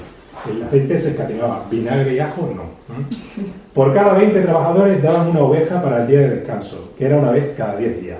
Si bien, como se dice en una monografía del salario de los trabajadores del campo, publicada en el mismo número de la revista Social, donde Pérez del Villar hizo su llamamiento a la comarca extremeña, este era el asunto de la mano negra, esto lo habían viciado los propietarios, porque no les convenía, y en lugar de la oveja, pasaron a dar una pulsera, que era una olla de carne, tocino, legumbres y hortalizas, cada 10 días. Blasco Ibáñez, en su novela La bodega, que narra los hechos que llevaron a la insurrección de Jerez en 1892, cuenta que en ocasiones los agricultores y sus familias se habían obligado a comer las reses que se murieran por enfermedad, entrándole unas terribles diarreas que les obligaban a estar saliendo y entrando de los chozos durante la noche, sin que nadie pudiera dormir. Las jornadas en el campo iban desde las 14 horas en otoño hasta las 17 en verano. Descanso de media hora, escasa para el almuerzo, una para la merienda y 4 cigarros de 15 minutos. Terminada la siega, sigue la revista Social, se miran los semblantes de los trabajadores y su modo de andar, y son en un todo puro esqueleto. Manda entonces el burgués al agrimensor de la casa, y éste hace la mensura a caballo por los linderos de sus tierras. Luego, en presencia y conveniencia de sus amos, hace la fe. ¿Qué era la fe? Un documento que certifica el trabajo realizado y la entrega a los trabajadores para que ajusten sus cuentas. El burgués le descuenta el pan a mayor precio del que se vendía en la plaza y el aceite que tomaron en demasía. Como consecuencia, sacan el jornal que allí mismo se vuelve a regular, ¿vale? Quedan entre 6 y 12 reales por trabajar 17 horas diarias. Si no están de acuerdo, se llama a otro agrimensor que les roba de nuevo, compinchado con la plaga del burgués. Ellos llamaban la plaga del burgués, también conocida como gangrena o peste de la sociedad. Hacia finales del verano y en la temporada de invierno se daban los grandes paros forzosos, quedando reducidos a la miseria y teniendo que mendigar un mendrugo de pan de cortijo en cortijo, y este le niegan en la mayor parte de los mismos. Esa era la vida de buena parte de la población obrera campesina, que no aparece reflejada en muchos libros. En los libros se nos cuenta la boda de Alfonso XIII, la toma de posesión de Alfonso XII, que antes, por ejemplo, ha mencionado Irene lo de la Concordia. Es cierto que el fascismo retoma esa palabra, ¿no? La Concordia, pero la primera vez que se pronunció la palabra Concordia fue en el discurso de Sanjus de Alfonso XII. Alfonso XII era hijo de Isabel II, ¿recordáis? Que se tuvo que largar, ¿sabes?, rápidamente por el levantamiento de 1868, y Cánovas, que era un tío muy listo, empieza a mover sus hilos para la restauración, ¿no? Y se inventa un discurso cuando mandan a Alfonso XII, que era un cadete, lo mandan a estudiar a la Academia Militar de Sanjus, en Inglaterra, ¿vale? La historia que estoy contando es la misma que donde los reyes ahora, o sea que no cambia nada, ¿vale? Le mandan a estudiar allí de cadete militar. Y Cánovas le prepara un discurso en el que habla de la concordia, que es justamente pocos días antes de que exista de que se dé el golpe de Estado por Martín Campos y se produzca la restauración. Es la primera vez, si buscáis el discurso de Sanjus de Alfonso XII, aparece ya ahí la concordia. Es curioso, lo digo, porque ayer precisamente el rey volvió a utilizar la misma palabra, concordia, en el discurso de la conmemoración de los 50 años de la monarquía, y volvió a utilizar también la misma palabra, concordia. O sea que las cosas no cambian, parece que están hechas de la noche a la mañana, pero no, ellos lo tienen muy estudiado, los que no lo tenemos estudiado son nosotros, que somos analfabetos, ¿vale? Por eso la gente lo que quería era comer, que comían una vez al día y unos malos gazpachos, y la cultura, porque se dan cuenta que con la cultura saldrían de su miseria. Cuando el mayor afán de muchos que se ve en la prensa de la época era tener un periódico o tener un libro. Adoraban que alguien les contase, les leyese. Se hacían conciliábulos para leer. Cuando no se trabajaba, se reunían en los chozos y se leían unos a otros. En muchas de las fábricas se trabajaba mientras había un lector que era el que les contaba la historia, les leía la historia de los periódicos. Y así, poco a poco, se fue metiendo el ariete del movimiento social, contándoles lo que pasaba en otro mundo, y lo que hacían, y lo que querían hacer. Dale, Pedro, Jorge. Y eso hacía que se fundasen periódicos o que llegasen periódicos. Ahí he puesto, estos periódicos se recibían así en Badajoz en 1892. ¿Vale? había paqueteros que eran quienes los distribuían, los recibían y los distribuían. Ten en cuenta que Badajoz era una ciudad de 30.000 habitantes, o sea, y esos periódicos, había paquetes de hasta 100 periódicos que llegaban aquí, que lo hemos visto por suscripciones, que están anotadas en el libro, ¿no? Venía La Anarquía, que era un periódico que se leía mucho, El Perseguido, El Productor, El Despertar, que era un periódico de Nueva York, llegaba aquí, había suscripciones y se repartían. De Brooklyn, se escribía en tres lenguas, en alemán, en italiano y en español. En inglés no, y eso que se publicaba allí, porque allí en Nueva York la mayor parte de la población inmigrante que había era italiana y española y alemana. La Revolte, que era el periódico de Jean Grave, que después se llamará Estelle Moderne, los tiempos modernos, ¿vale? Y que era el papa de la Rue Muttersach, que era un francés. El Motín, que era un periódico muy anticlerical. El Corsario, que era un periódico de La Coruña. Y después libros, folletos que se pedían los paqueteros, como por ejemplo Luisa Casamar o Rubén Bocho, que pedían esos periódicos para distribuirlos, para venderlos, ¿no? Que era, por ejemplo, el de Evolución y Revolución de Elisée Reclus, aquí era muy leído en Badajoz, o por ejemplo Dios y el Estado de Miguel Bacul, y se distribuían, llegaban aquí y se distribuían. Es lo que genera, por ejemplo, la fundación de la Nueva Aurora, que la hemos visto, ¿no? En la que participa Luisa Casamar y Francisco Portal. Francisco Portal era hijo de un inspector de aquí, de educación, después fue maestro en Zaino, y Luisa Casamar fue la madre de Suceso Portales, que es una de las fundadoras de Mujeres Libres, que además tiene ya una plaza en Mérida, ¿vale? Y una de las grandes fundadoras de Mujeres Libres.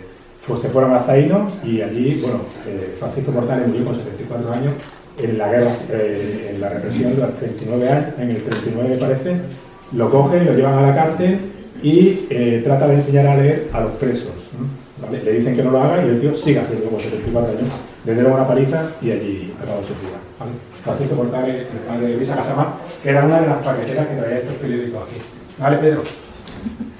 Y, por ejemplo, otra calle que tuvo aquí un nombre fue la de la calle Francisco Ferrer, la actual Burubú, que es la calle que lleva Tapatística, me parece, ¿no? Pues esa calle también se le puso el nombre de Francisco Ferrer. Francisco Ferrer, dale Pedro. Esa agenda es de Francisco Ferrer y ahí aparecen los nombres anotados de dos corresponsales y amigos que tenía aquí en Badajoz, ¿vale? Eran miembros de la Germinal Obrera, que eran Ángel González y el otro era Lorenzo Pinto, vivía en la calle Afligida 65. Y esa se le puso el nombre de la República. Sabéis, Ferrer y Guardia, no me voy a extender mucho sobre él, sabemos quién es, el fundador de la Escuela Moderna. Lo mataron acusado de haber participado en el atentado primero en el atentado contra Alfonso XIII, porque Mateo Morral fue bibliotecario de la Escuela Moderna. De hecho, si vais a la Plaza Mayor la calle Mayor, en Madrid hay una estatua, que es la estatua de los reyes de Alfonso XIII, ¿no? Y en esa estatua mucha gente suele dejar flores, ¿no? Esa estatua se hizo en conmemoración de aquel atentado, de Mateo Morral, y se suele dejar flores, pero como mucha gente no se fija que las flores, a veces hay una etiqueta y pone a Mateo Morral, no son las flores para los reyes, es que la gente se lo pone a Mateo Morral, ¿vale? Y bueno, al final los justiciaron es quien sufre justicia, lo ejecutaron, ¿no? Lo asesinaron a raíz de los sucesos de la Semana Trágica, ¿no? Que no tuvo la guerra. Y en la calle Doctor Rizal también se la puso la República, que es la actual calle Cardenal Carvajal. José Rizal era médico, escritor y un revolucionario, uno de los principales iniciadores de la independencia de Filipinas. Lo mataron, esa foto no se ve muy bien, es la ejecución suya, ¿vale? Le mataron de espalda, se le ve aquí, un poquito de arriba, y está de espalda, pues se tomó la castaña en Filipinas el día que lo mataron. Dale, Pedro, por favor. Dale otra vez. No, mira. Bueno, ese es, por ejemplo, uno de los artículos que aparece, que son la prensa del kiosco, que ya lo vimos también en el Rubio. Y hay un artículo sobre el kiosco de los parias de la tierra, el kiosco de los... Esa foto es de mi pueblo, de Montijo, de 1936, es el kiosco de Juan Rodríguez. Dale, Pedro. Y ahí se descuelgan a raíz de una foto hice un artículo sobre las publicaciones, la prensa que tenía allí Juan Rodríguez en un kiosco de un pueblo extremeño en julio de 1936, ¿vale? Juan Rodríguez pertenecía a Radio Comunista, que era un grupo del PC, Partido Comunista Español, y Y bueno, pues vendía esas publicaciones. Lo que hemos visto antes en la foto era gente del pueblo, nada más que tenían, si nos fijamos los zapatos, todos llevaban alpargatas, que era el calzado típico de vuestro abuelo y vuestro bisabuelo, las alpargatas. Y esas publicaciones están ahí. Para que veamos algunas publicaciones, pues las más significativas son, por ejemplo, las que tienen que ver con el movimiento socialista, en ese momento, que estaba muy reñido entre sí, que estaba, pues, por ejemplo, el Democracia, o el Claridad, o La Verdad Social, que se publicaba aquí en Extremadura, que el director, que ahora lo veremos, era Pedro Rubio. Y, por ejemplo, había periódicos también que eran revistas Estudios, ahí no se ve muy bien, la revista Estudios era una revista naturista, muy avanzada en la época, donde se hablaba del veganismo, la astronomía, la medicina, y esa revista, si la veis bien, son tres señoritas completamente desnudas. Aparece aquí, la que está ahí arriba, ¿la veis? Ahí arriba del todo. Ahí, ¿vale? Es una revista, la podéis buscar, la revista Estudios, las portadas son de Rafael Romero, y eran tres mujeres completamente desnudas. Eran revistas que después los fascistas van a considerar revistas pornográficas. No buscaban la pornografía, era el naturismo. Pues imaginaros un pueblo como Montijo, que está aquí al lado, julio de 36, y esa portada ahí, la plaza, frente a la iglesia, eso no lo vemos ni hoy día. Se vio justamente en el momento de la historia del destape, aquella época del destape de la transición, ¿no? Pero no se ha vuelto a ver. Y claro, esa revista se leía mucho. Era una revista que estaba dirigida por el doctor Kelly Martí Ibáñez, que fue uno de los que organiza la primera instrucción que existe en España sobre la interrupción voluntaria del embarazo, que entonces se llamaba interrupción artificial, que va a las órdenes de Federica Montseny durante el tiempo que toma el Ministerio de Salud a finales del año 36, ¿vale? Que era anarquista.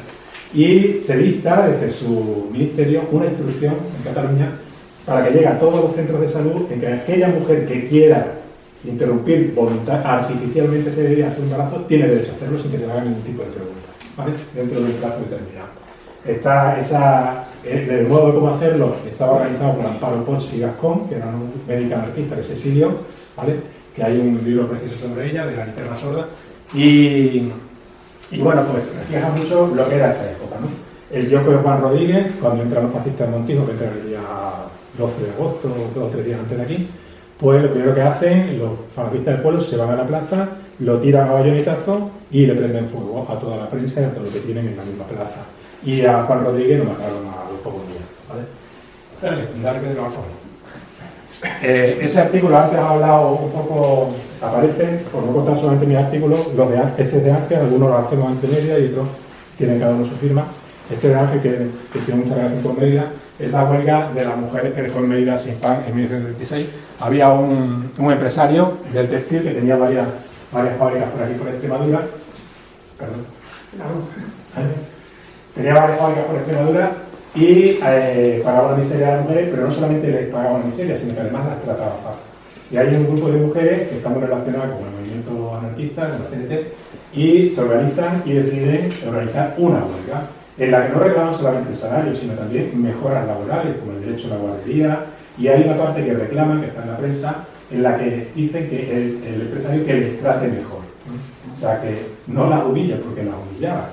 Por ejemplo, les castigaban si se rompía, si perdían un botón, o si se había descosido en la ropa, se les castigaba, se les quitaba parte del sueldo.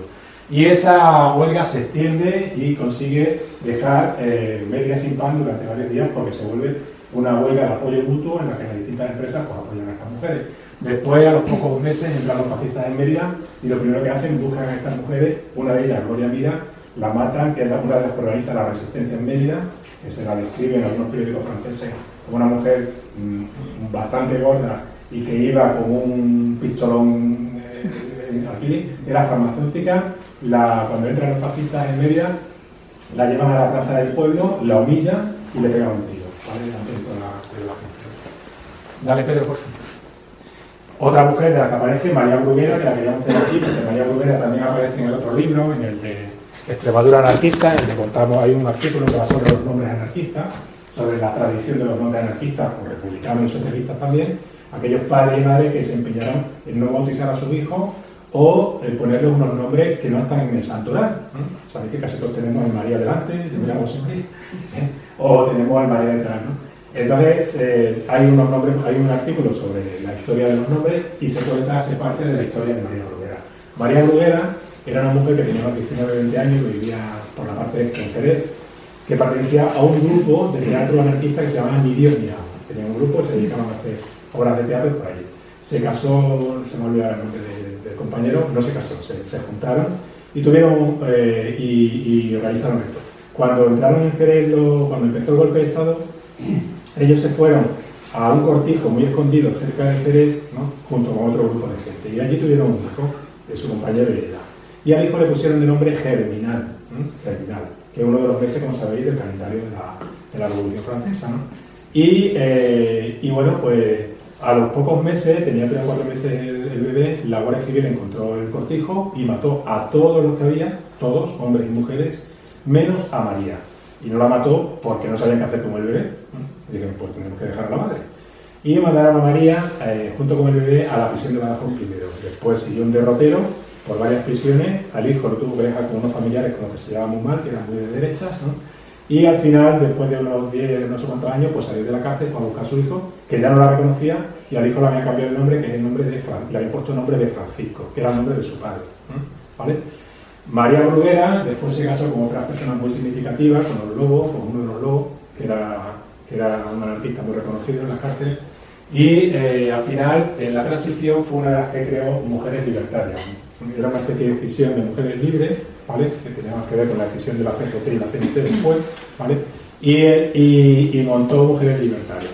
Como reconocida también, de hecho hay una revista que hay una monografía sobre ella. Y hay un artículo. Y ese artículo enlaza con el de Extremadura anarquista sobre los nombres que aparecen en el santoral y la gente. Por ejemplo, Rubén Landa, ¿no? Pues sus hijos tampoco lo bautizó. Aquí en Badajoz hubo muchos, ¿no? Y también les puso, algunos de ellos pusieron nombres. Pasa la diapositiva, Pedro. Pedro Rubio, ¿no? Otra de las calles que se le puso aquí durante la República, que es la actual calle López Prudencio. Sabemos que Pedro Rubio era director de La Verdad Social, un periódico que tenía mucho tirón aquí entre la gente del campo, era de la rama socialista. Lo mataron en 1930 y poco en la calle en la López Prudencio, que estaba en el bar La Mezquita. Manuel Cañada tiene un artículo muy bueno en El Santo sobre eso, de la señal de Pedro Rubio. Vale, Pedro. Y algunos otros artículos hablan del uso de la memoria, de cómo la memoria se usó de una forma o de otra según fuésemos de derecha o de izquierda, ¿no? Uno de los artículos es la historia de estos dos personajes. Este es Mario Traverso, que era un anarquista italiano que participa en el bienio rosso italiano, que es esa revolución en la que los campos y las fábricas italianas se rebelan contra el fascismo latente que hay a principios de los años 20, ¿no? Y es un anarquista de estos de la época que se va a Italia, está en Bruselas, en Francia, Alemania, América, va y viene siempre perseguido. Participa en el complot de Carbó, que es un intento de acabar con la dictadura del Primo de Rivera viniendo desde Cataluña. ¿Vale? Es un anarquista de pura cepa que al final está en Barcelona los días de julio del 36, es uno de los que toman los hoteles donde están los fascistas italianos, y al final acaba en las brigadas internacionales después del 8 de mayo del 37, ¿no?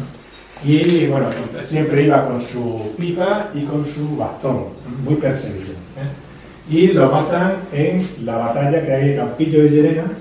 Sabéis que hay un cementerio de los italianos fascistas que murieron ahí, y lo matan ahí.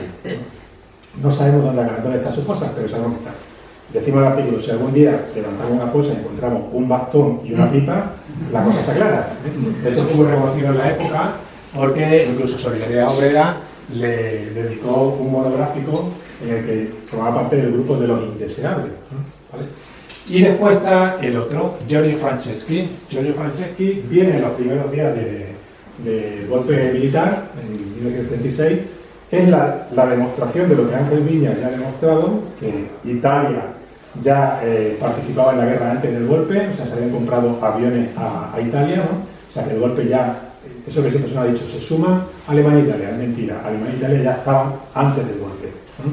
Y de hecho hay contratos que Ángel Viñas lo ha enseñado sobre la contratación que se hace a los italianos de los aviones. Y uno de los pilotos que viene es Giorgio Franceschi, ¿vale? Viene los primeros días. Y viene con él un grupo que lo lidera precisamente el que era el nieto de Amadeo de Saboya, ¿no? Amadeo de Saboya. Bueno, el caso es que Giorgio Franceschi acaba como piloto alemán, el piloto italiano en esos aviones, en el aeropuerto de Cáceres, ¿vale? En el que hay allí, un aeropuerto militar italiano y alemán. Y al final se pierde en una historia que lo contamos en el libro, ¿no? Y su avión acaba muy cerca de la Coronada de la Serena y Villanueva de la Serena, ¿no? ¿Vale? Donde intenta escapar del avión, aterriza ahí, pero al final lo mata, ¿no? Bueno, pues cuando cae el frente extremeño, que el frente extremeño sabéis que cae a finales del 38, ¿no? Me lleva el 38, final del 38, ¿vale? Pues lo primero que se hace es, los italianos buscan su cuerpo y lo llevan a la Coronada de la Serena, lo entierran con honores. ¿Os acordáis la historia esta del entierro de José Antonio I de Rivera? Que lo llevan por todo el país, que ahora hay una novela sobre eso, lo llevan por todo el país, igual que Juana la Loca con su marido, ¿no? Pues hacen lo mismo, ¿no? Le entierran con todos los honores, en la Coronada de la Serena le ponen el nombre de una calle, ¿no? Y al poco tiempo su mujer en Italia reclama el cuerpo y también con todos los honores vienen a la Coronada de la Serena y se lo llevan. Esta es su mujer con Mussolini que le está poniendo una medalla, que es una foto suya, que la encontramos, ¿no? Hoy día, Giorgio Franceschi, bueno, la Coronada le pone un nombre a su calle, una calle con su nombre, ¿vale? Que se quita en el año 83-84, ¿vale? Y todavía en Italia hay un aeropuerto comercial que lleva su nombre, en Roma hay una plaza que lleva su nombre y un colegio que lleva su nombre, en Roma. Y bueno, es simplemente para ver un poco el tratamiento de la memoria de lo que es uno y lo que es otro. ¿Vale? Mario Traverso, un migrante de toda la vida, luchador, cayó allí, nadie se acuerda de él, no se ha unido de favor. Giorgio Franceschi, un fascista golpista, ¿no? Que muere allí también, muy cerca del Campillo, porque la Coronada de Campillo está muy cerca, y se pierde. ¿Vale, Pedro? Y otra de las calles, que la quería poner, hay muchas más, ¿no? Es la calle 11 de agosto. La República le pone el nombre de calle 11 de agosto a la actual calle Francisco Rodríguez Bermejo, porque el 11 de agosto de 1920 y tanto es cuando Miguel Primo de Rivera decide que se acabe el ejército de África como tal. Hay una retirada del ejército de África. Entonces se utiliza esa fecha. Después vienen los fascistas, ¿no? Y aquí hay una calle que le ponen nombre de la calle 14 de agosto, que no me acuerdo cuál era, está bonita también. 14 de agosto porque es el día que entran aquí en esto, ¿no? Y después hay otra calle, que es la calle Capitán Galán y Capitán Hernández, que son los que se subieron ante la dictadura de Berenguer, a finales poco antes de la República, ¿no? Que son justiciados, son ejecutados, que son la actual calle Santa Lucía, que ahí estuvo la sede de la CNT, ¿vale? En el año 36, y la calle actual Santa Ana. ¿Vale, Pedro? Y también otro de los artículos que habla sobre las mujeres, pues este de Ángel, que habla sobre la represión en Villanueva de la Serena, un grupo de mujeres que son condenadas, y son condenadas, como lo pone la sentencia del Consejo de Guerra, por ser, su delito era por ser, lo pone textualmente, mujeres muy avanzadas antes del movimiento nacional. Lo que queramos considerar como muy avanzadas, y en concreto es la mujer de Soledad Otero, que está en medio, esta de aquí, ¿vale? Que la mandan junto a otras mujeres, que tenemos algunas de ellas también son de Villanueva, la mandan a la prisión de Saturrarán, en el País Vasco. Sabéis que en el País Vasco ahora estamos con el tema de las cosas también de allí, y allí acaba mucha de la gente que sigue un derrotero por aquí por los campos de concentración, el campo de Santo Domingo de Mérida, el campo de Castuera, los campos de Montijo también. Y Soledad Otero, para que nos demos cuenta, es esta mujer, pero daros cuenta, por ejemplo, eso que es una mujer o una niña.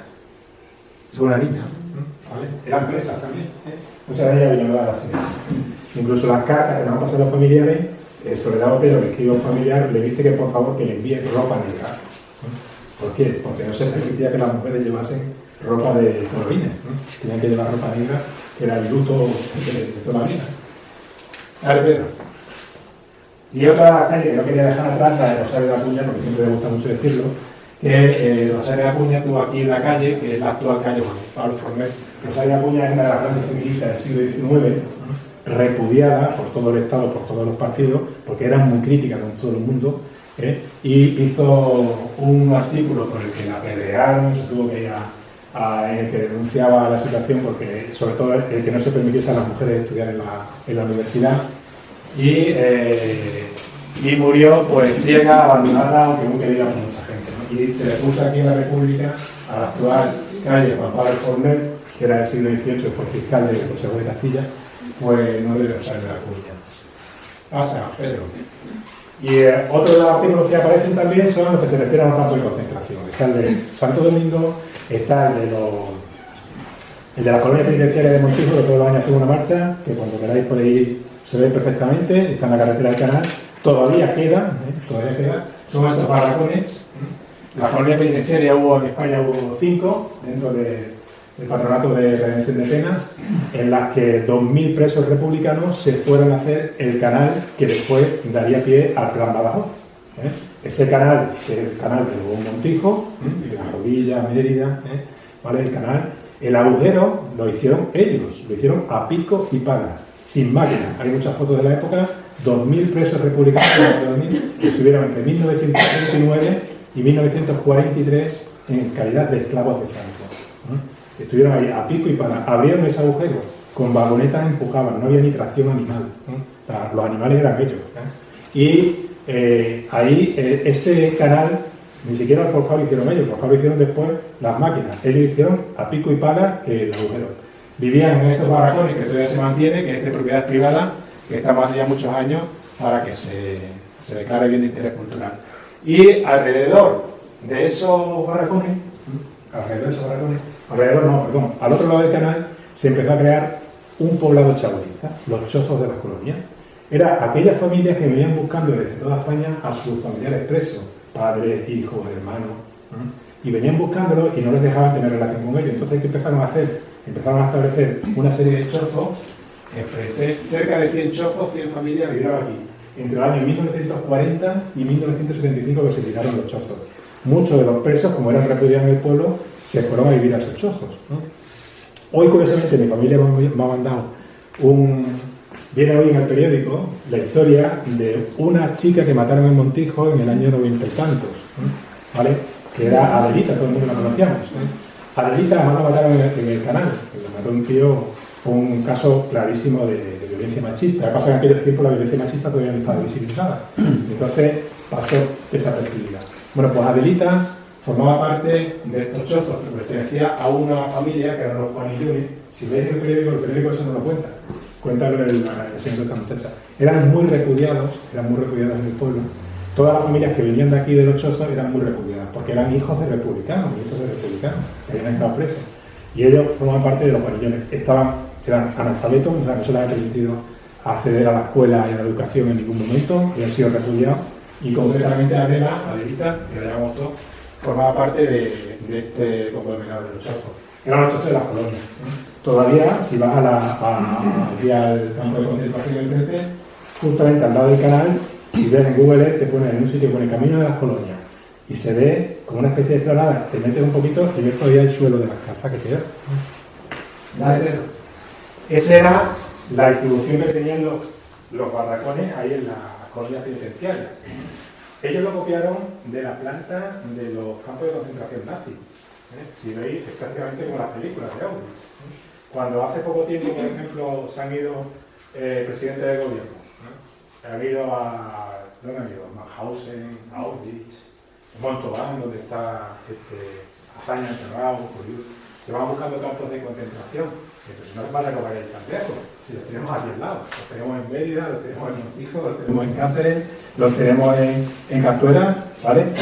Ahí es donde hay que ir. Cuando hacemos la discusión con los niños a Auschwitz, es absurdo, porque para ellos es muy película eso. Ya están hartos de ver películas nazis, ¿no? Si lo saben perfectamente, saben perfectamente cómo eran los nazis, lo malo que eran, lo que hacían en los campos de concentración, que mataban a los judíos, que mataban a los gitanos.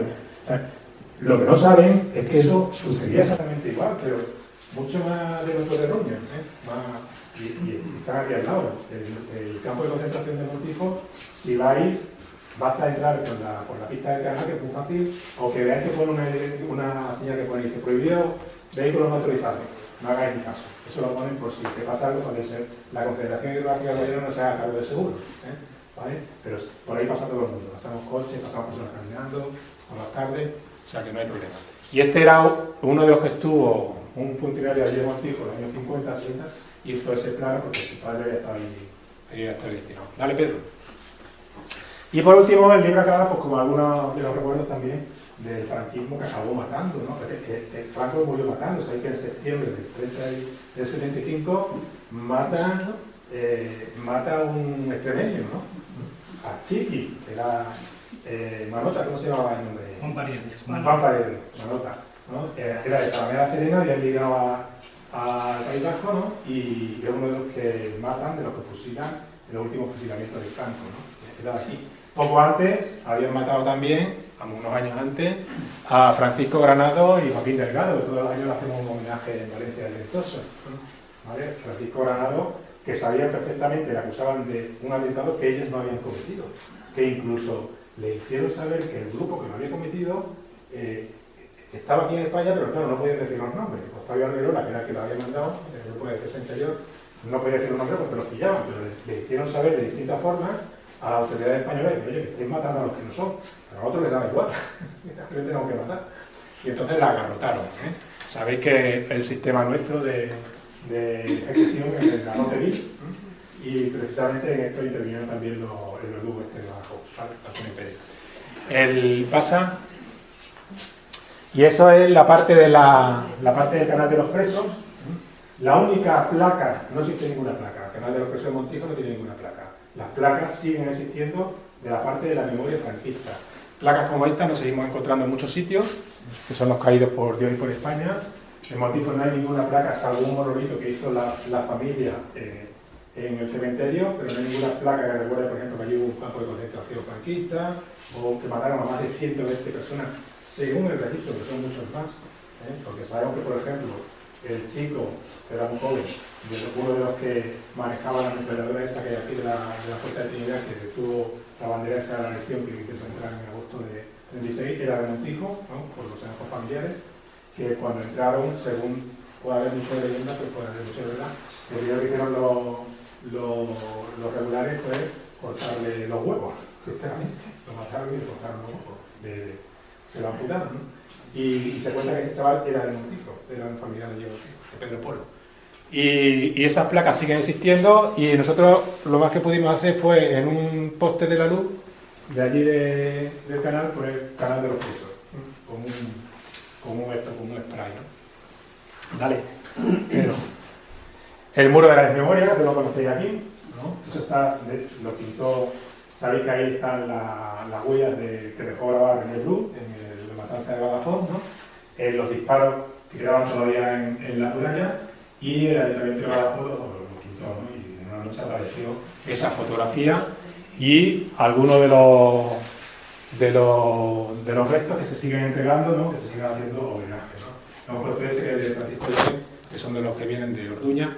Y en concreto, pues, por ejemplo, como anécdota podemos contar que uno de los últimos que hubo aquí, de los que trajeron de Orduña, no sé si alguno me parece que ya lo ha contado, pues lo trajo la Fundación Aranzadi. Sabéis que en Orduña hubo uno de los campos de concentración donde muchos extremeños murieron de hambre. La Fundación Aranzadi, que es la que está haciendo esas exhumaciones, uno de los familiares, de este otro, el Ayuntamiento de Badajoz le puso pegas porque querían que tratasen el arcón que traían, que traían con los huesos, los huesos que quedaban, que se tratasen como restos funerarios. Entonces, si te exigen tratarlos como restos funerarios, tienes que traerlo en un coche fúnebre. El gasto que suponía a la gente que venía de Ciudad de Orduña para cada los familiares le pedían más de 6.000 euros para traerlo aquí. Al final fue la Fundación Aranzadi quien pagó eso. Y nadie del Ayuntamiento de Badajoz, ningún concejal, fue al acto de la reinhumación. Que en ese caso ni siquiera era historia de izquierda a la derecha, eran unos familiares a los que la Fundación Aranzadi le había hecho la prueba de ADN y había dicho: este es tu padre. ¿Vale? Aquí lo tenéis, si lo queréis lo podéis volver a enterrar. Ellos querían enterrarlo. Y sin embargo, le pusieron la mayor traba posible para que no pudiesen enterrarlo. Le dijeron: o si lo vais a enterrar, o lo vamos a pedir. Al final, o sea, normalmente ningún juez, cuando encontramos una cosa, no aparece ningún juez diciendo: vamos a investigar. ¿Vale? O sea, podemos encontrar, por ejemplo, una cosa de hace 3.000 años en Mérida, y hay mayor recuerdo que se encontramos desde hace 60 años. ¿Vale? En este caso, el Ayuntamiento de Badajoz siempre ha sido muy reacio, ¿no? De hecho, Como anécdota tenemos, por ejemplo, yo se acordará que cuando yo presenté aquí el libro de Extremadura anarquista, que lo presentamos en el bar La Troque, ¿no? Una tarde de un jueves conocida a las 8 de la tarde, íbamos a empezar la presentación y se presentó un inspector de trabajo a la presentación. A las 8, justo a la hora que iba a empezar la presentación. Se presentó un inspector de trabajo para inspeccionar que la chica del bar tenía todos los papeles en regla. Alguien la había mandado, ¿vale? Porque el hombre acabó, tenía todo en regla, no había llevado trabajo con aquella, cogió, nos abandonamos, se fue después de 20 minutos y no se pone ningún más. Y la chica dice, la primera vez que tengo inspección. La cosa estaba clara, ¿no? La palabra como una revista, alguien cogió el teléfono y dice, oye, vete para allá y le ponemos el dato. Eso es lo que tenía dado. ¿Vale? Y bueno, y tenéis también, ¿vale? Ya la última diapositiva que es esta, ¿vale? Pues eso, eso lo tenéis que seguir teniendo aquí. Ya que hemos hablado de Caballeros Republicanos, en la página web y en el plan que se da en la oficina de turismo, ¿vale? Sigue apareciendo la calle Chapín como regulares marroquíes. En el plano de turismo, que coge la gente que viene de fuera, ahí sigue apareciendo esa calle, que es la calle Chapín. La calle Chapín fue donde tuvo la sede de la Terminal Obrera, la primera asociación obrera que antes realmente anarquista y socialista de aquí de Badajoz y de buena parte de Extremadura, ¿vale? Organizada. La organizó el 1 de mayo en la calle. Y esa calle, que siempre ha sido muy significativa, pues tienen puesto todavía en los planos. Hace ya 4 años así, que cuando lo recordamos, hicimos un escrito al Ayuntamiento de Badajoz diciendo que por favor, que nos dijeron que no, como había sacado ya, no, que cuando se acabase. Siempre que paso cerca de San Juan, pido un plano. Sigue pidiendo ahí, ¿vale? O sea, que se sigue reeditando. De hecho, está en la página web, y en la página web lo han puesto, calle regular en marroquí. O sea, alguien tiene que estar muy interesado en seguir teniendo ese nombre de la calle que además es contra de la ley de memoria histórica, que te obliga a encargarlo, ¿no? O sea, no cumple la ley. Quiere que los demás cumplan y ellos no cumplen la ley. Y bueno, ya por no extendernos nada más, antes de que si queréis que hagamos alguna pregunta o lo que sea, yo voy a acabar, porque ya es tarde, con un pequeño poema que leemos algunas veces, que habla sobre el tema de la memoria, que es de Mario Benedetti, que todo el mundo lo conoce, ¿no? ¿Vale?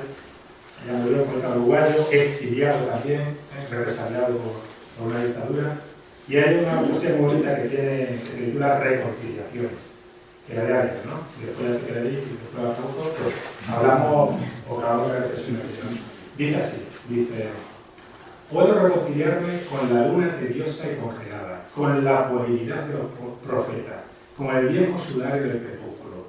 Puedo reconciliarme con el milagro de las pesadillas, con el recuerdo triste del invierno, con la cursilería del lago.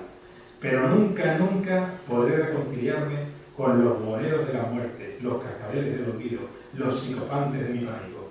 Nunca, nunca podré reconciliarme con los depredadores de mi gente, el aguinaldo de los veladores, la memoria de los fusileros. Muchas gracias.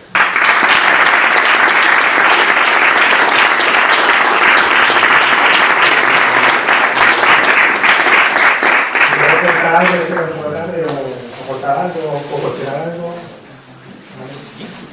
Sí, ahora es turno de preguntas. Quien quiera que levante la mano. Ha sido una intervención muy interesante, la verdad. Y seguro que queréis comentar alguna cosa, aunque es verdad que son las dos, pero es todo vuestro. ¿Alguna pregunta? ¿Algo que queráis aportar? ¿Quién leía? Hay una pregunta con los periódicos que traían así. ¿Quién lo leía?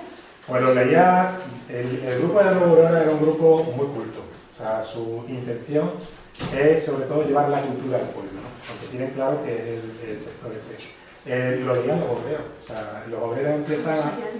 Sí, pero las lecturas se hacían colectivas. Había muchas lecturas colectivas. De hecho, hay muchos autores de la época que te hablan de cómo se juntaban al final de la jornada o durante la jornada y alguien leía a los demás. Por ejemplo, en la fábrica de tabaco que venían de Cuba, muchas de ellas, ¿no? Incluso las que hay en Sevilla, todavía en la fábrica de tabaco, pues existía la figura del lector. El lector era una persona que tenía buena dicción, o la lectora, porque también estaban las cigarreras de Madrid, de allí, un grupo, era alguien que tenía buena dicción y una voz alta y clara, y el día que leía se ponía en la puerta y los que iban pasando le daban una pequeña cantidad hasta que igualaba el suyo. hasta que le daba el sueldo de ese día. Y ese día esa persona se ponía encima de una tarima y leía los periódicos. Entonces cogía cualquiera de estos periódicos y lo leía atento. Esa era la lectura colectiva. Otra lectura se hacía, pues lo sabemos también, porque lo incluía, por ejemplo, Juan Díaz de Moral, que es un notario cordobés que hace un recorrido sobre el movimiento obrero del siglo XIX, pues contaba cómo veía, por ejemplo, que en el campo había gente que encima de la mula, mientras los otros estaban haciendo la tarea, pues estaban cada uno en su señora o su surco, y uno de la mula iba leyendo los periódicos, que los llevaba puestos en la alforja, y leía pues periódicos socialistas, anarquistas, despojados comunistas, y era lo que leía, era la prensa, sobre todo social, la prensa obrera, ¿no? Había gente que incluso memorizaba los textos que venían en los periódicos y los recitaba después. Y entonces era la gente esa. Y después ya empieza, por ejemplo, hay uno de los artículos que tenemos, por ejemplo, en el otro libro, en el Estado Anarquista, que habla de las escuelas que se empiezan a montar dentro del sector obrero. Por ejemplo, aquí en Badajoz hubo una allí en la torre de Cantaperro, bueno. Y esas escuelas también que se pagaban, las pagaban los obreros. Los obreros pagaban, de aquí de Badajoz, muchos de ellos que vivían en la zona de la Trinidad y en la zona de la Plaza Alta, pagaban para que sus hijos fuesen a esas escuelas y para ir ellos a la escuela por la tarde después, cuando acababan con las tareas. Esa ha sido siempre cuando la historia, por ejemplo, George Rudé, que es un historiador que empieza a explicar la movida de los obreros, lo dice muy claro, ¿no? Dice, siempre en la historia hay diversos personajes, ¿no? Siempre se nos cuenta, hay unos personajes muy identificados, que tienen nombre y apellido, que son los dueños de las empresas, los sacerdotes, los reyes, los nobles, los burgueses, ¿no? Y después está la muchedumbre, ¿no? La muchedumbre, de hecho tiene un libro que se titula La muchedumbre en la historia. ¿Qué es la muchedumbre? Pues cuando se nos habla de los motines del hambre. Hombre, si es una revolución, si por ejemplo el levantamiento zorrillista de 1883, ahí están todos identificados, quién era fulanito, qué es lo que hace uno, qué es lo que hace otro. Y después está la muchedumbre. Cuentan que cuando llegan ahí a la plaza de San Juan, hay una muchedumbre que entra al ayuntamiento, quitan el retrato de Alfonso XII que estaba y lo tiran al suelo y lo pisotean y lo tiran desde los balcones y le prenden fuego, ¿no? Esa era la muchedumbre, pero tiene nombre y apellido, ¿eh? Los motines del hambre, cuando las mujeres aquí, por ejemplo, igual, hay una de los motines que a finales del siglo XIX que van a los puestos de consumo, a las casetas de consumo. Las casetas de consumo eran las que cobraban una especie de dinero por las mercancías que se entraban en la ciudad. Y van a las que están ahí había una en cada puerta, ¿no? Puerta Palma, Puerta Trinidad, Puerta del Pilar, y les prenden fuego. La de Puerta Palma, además, cogen los archivos y las máquinas que tenían allí, una máquina para las balanzas, para pesar el consumo, y las tiran al río. Y lo que hacen, mientras tanto, una se apuesta a la entrada del puente para avisar a las otras que viene la Guardia Civil. O sea, había una organización. Sin embargo, la historia dice, los motines, como diciendo, vean, tío, se calientan y ahora van a la calle. Y dice, no, estaban organizadas. Lo que pasa es que como eran mujeres, pues no contaban. En el libro ese contamos, en el artículo ese contamos, las prostitutas de aquí de Badajoz tenían nombre y apellido, ¿no? Las que vivían en la calle Afligido. Lo sabemos porque los periódicos dicen, ayer hubo una pelea y fulanita y venganita.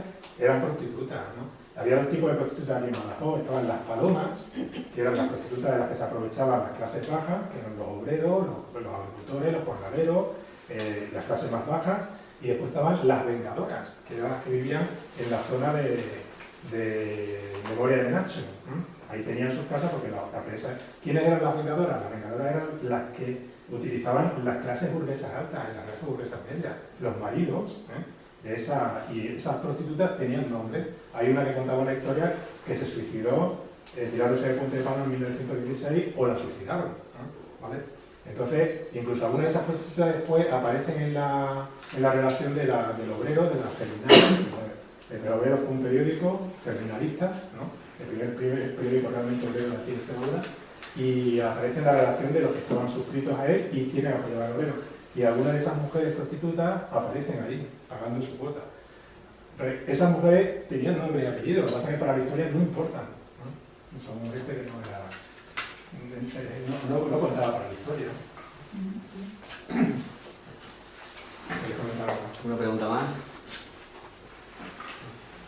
Si no, antes de irnos, recordaros que el miércoles en la Residencia Universitaria Hernán Cortés hay una obra de teatro de primer nivel, que es 1936, una adaptación de una obra de mayor envergadura que ha llenado todos los sitios donde ha ido y que es un diálogo entre Azaña y Franco, los actores que hacen de Azaña y Franco, con la voz en off, o no sé si vendrá incluso, depende, algunas van y otras no, del director Andrés Lima, cómo eran las dos Españas, hablan entre ellos, cómo llegamos a donde llegamos, y bueno, están haciendo una labor de difusión por los institutos de Badajoz, y de hecho se hace en la Residencia Universitaria de Badajoz por la gran contenido pedagógico que tiene, ¿no? Entonces esperamos, es entrada libre, el primero que llegue se coge sitio y que no se quede fuera, así que nada, esperamos a todos y a todas allí. Muchísimas gracias, Chema, por la gran labor que hacéis, a Ángel también. Muchas gracias por todo lo que nos has contado aquí. Muchas gracias a todos y a todas por venir. Síguenos en nuestras redes y nos vemos aquí o en la calle. Muchas gracias.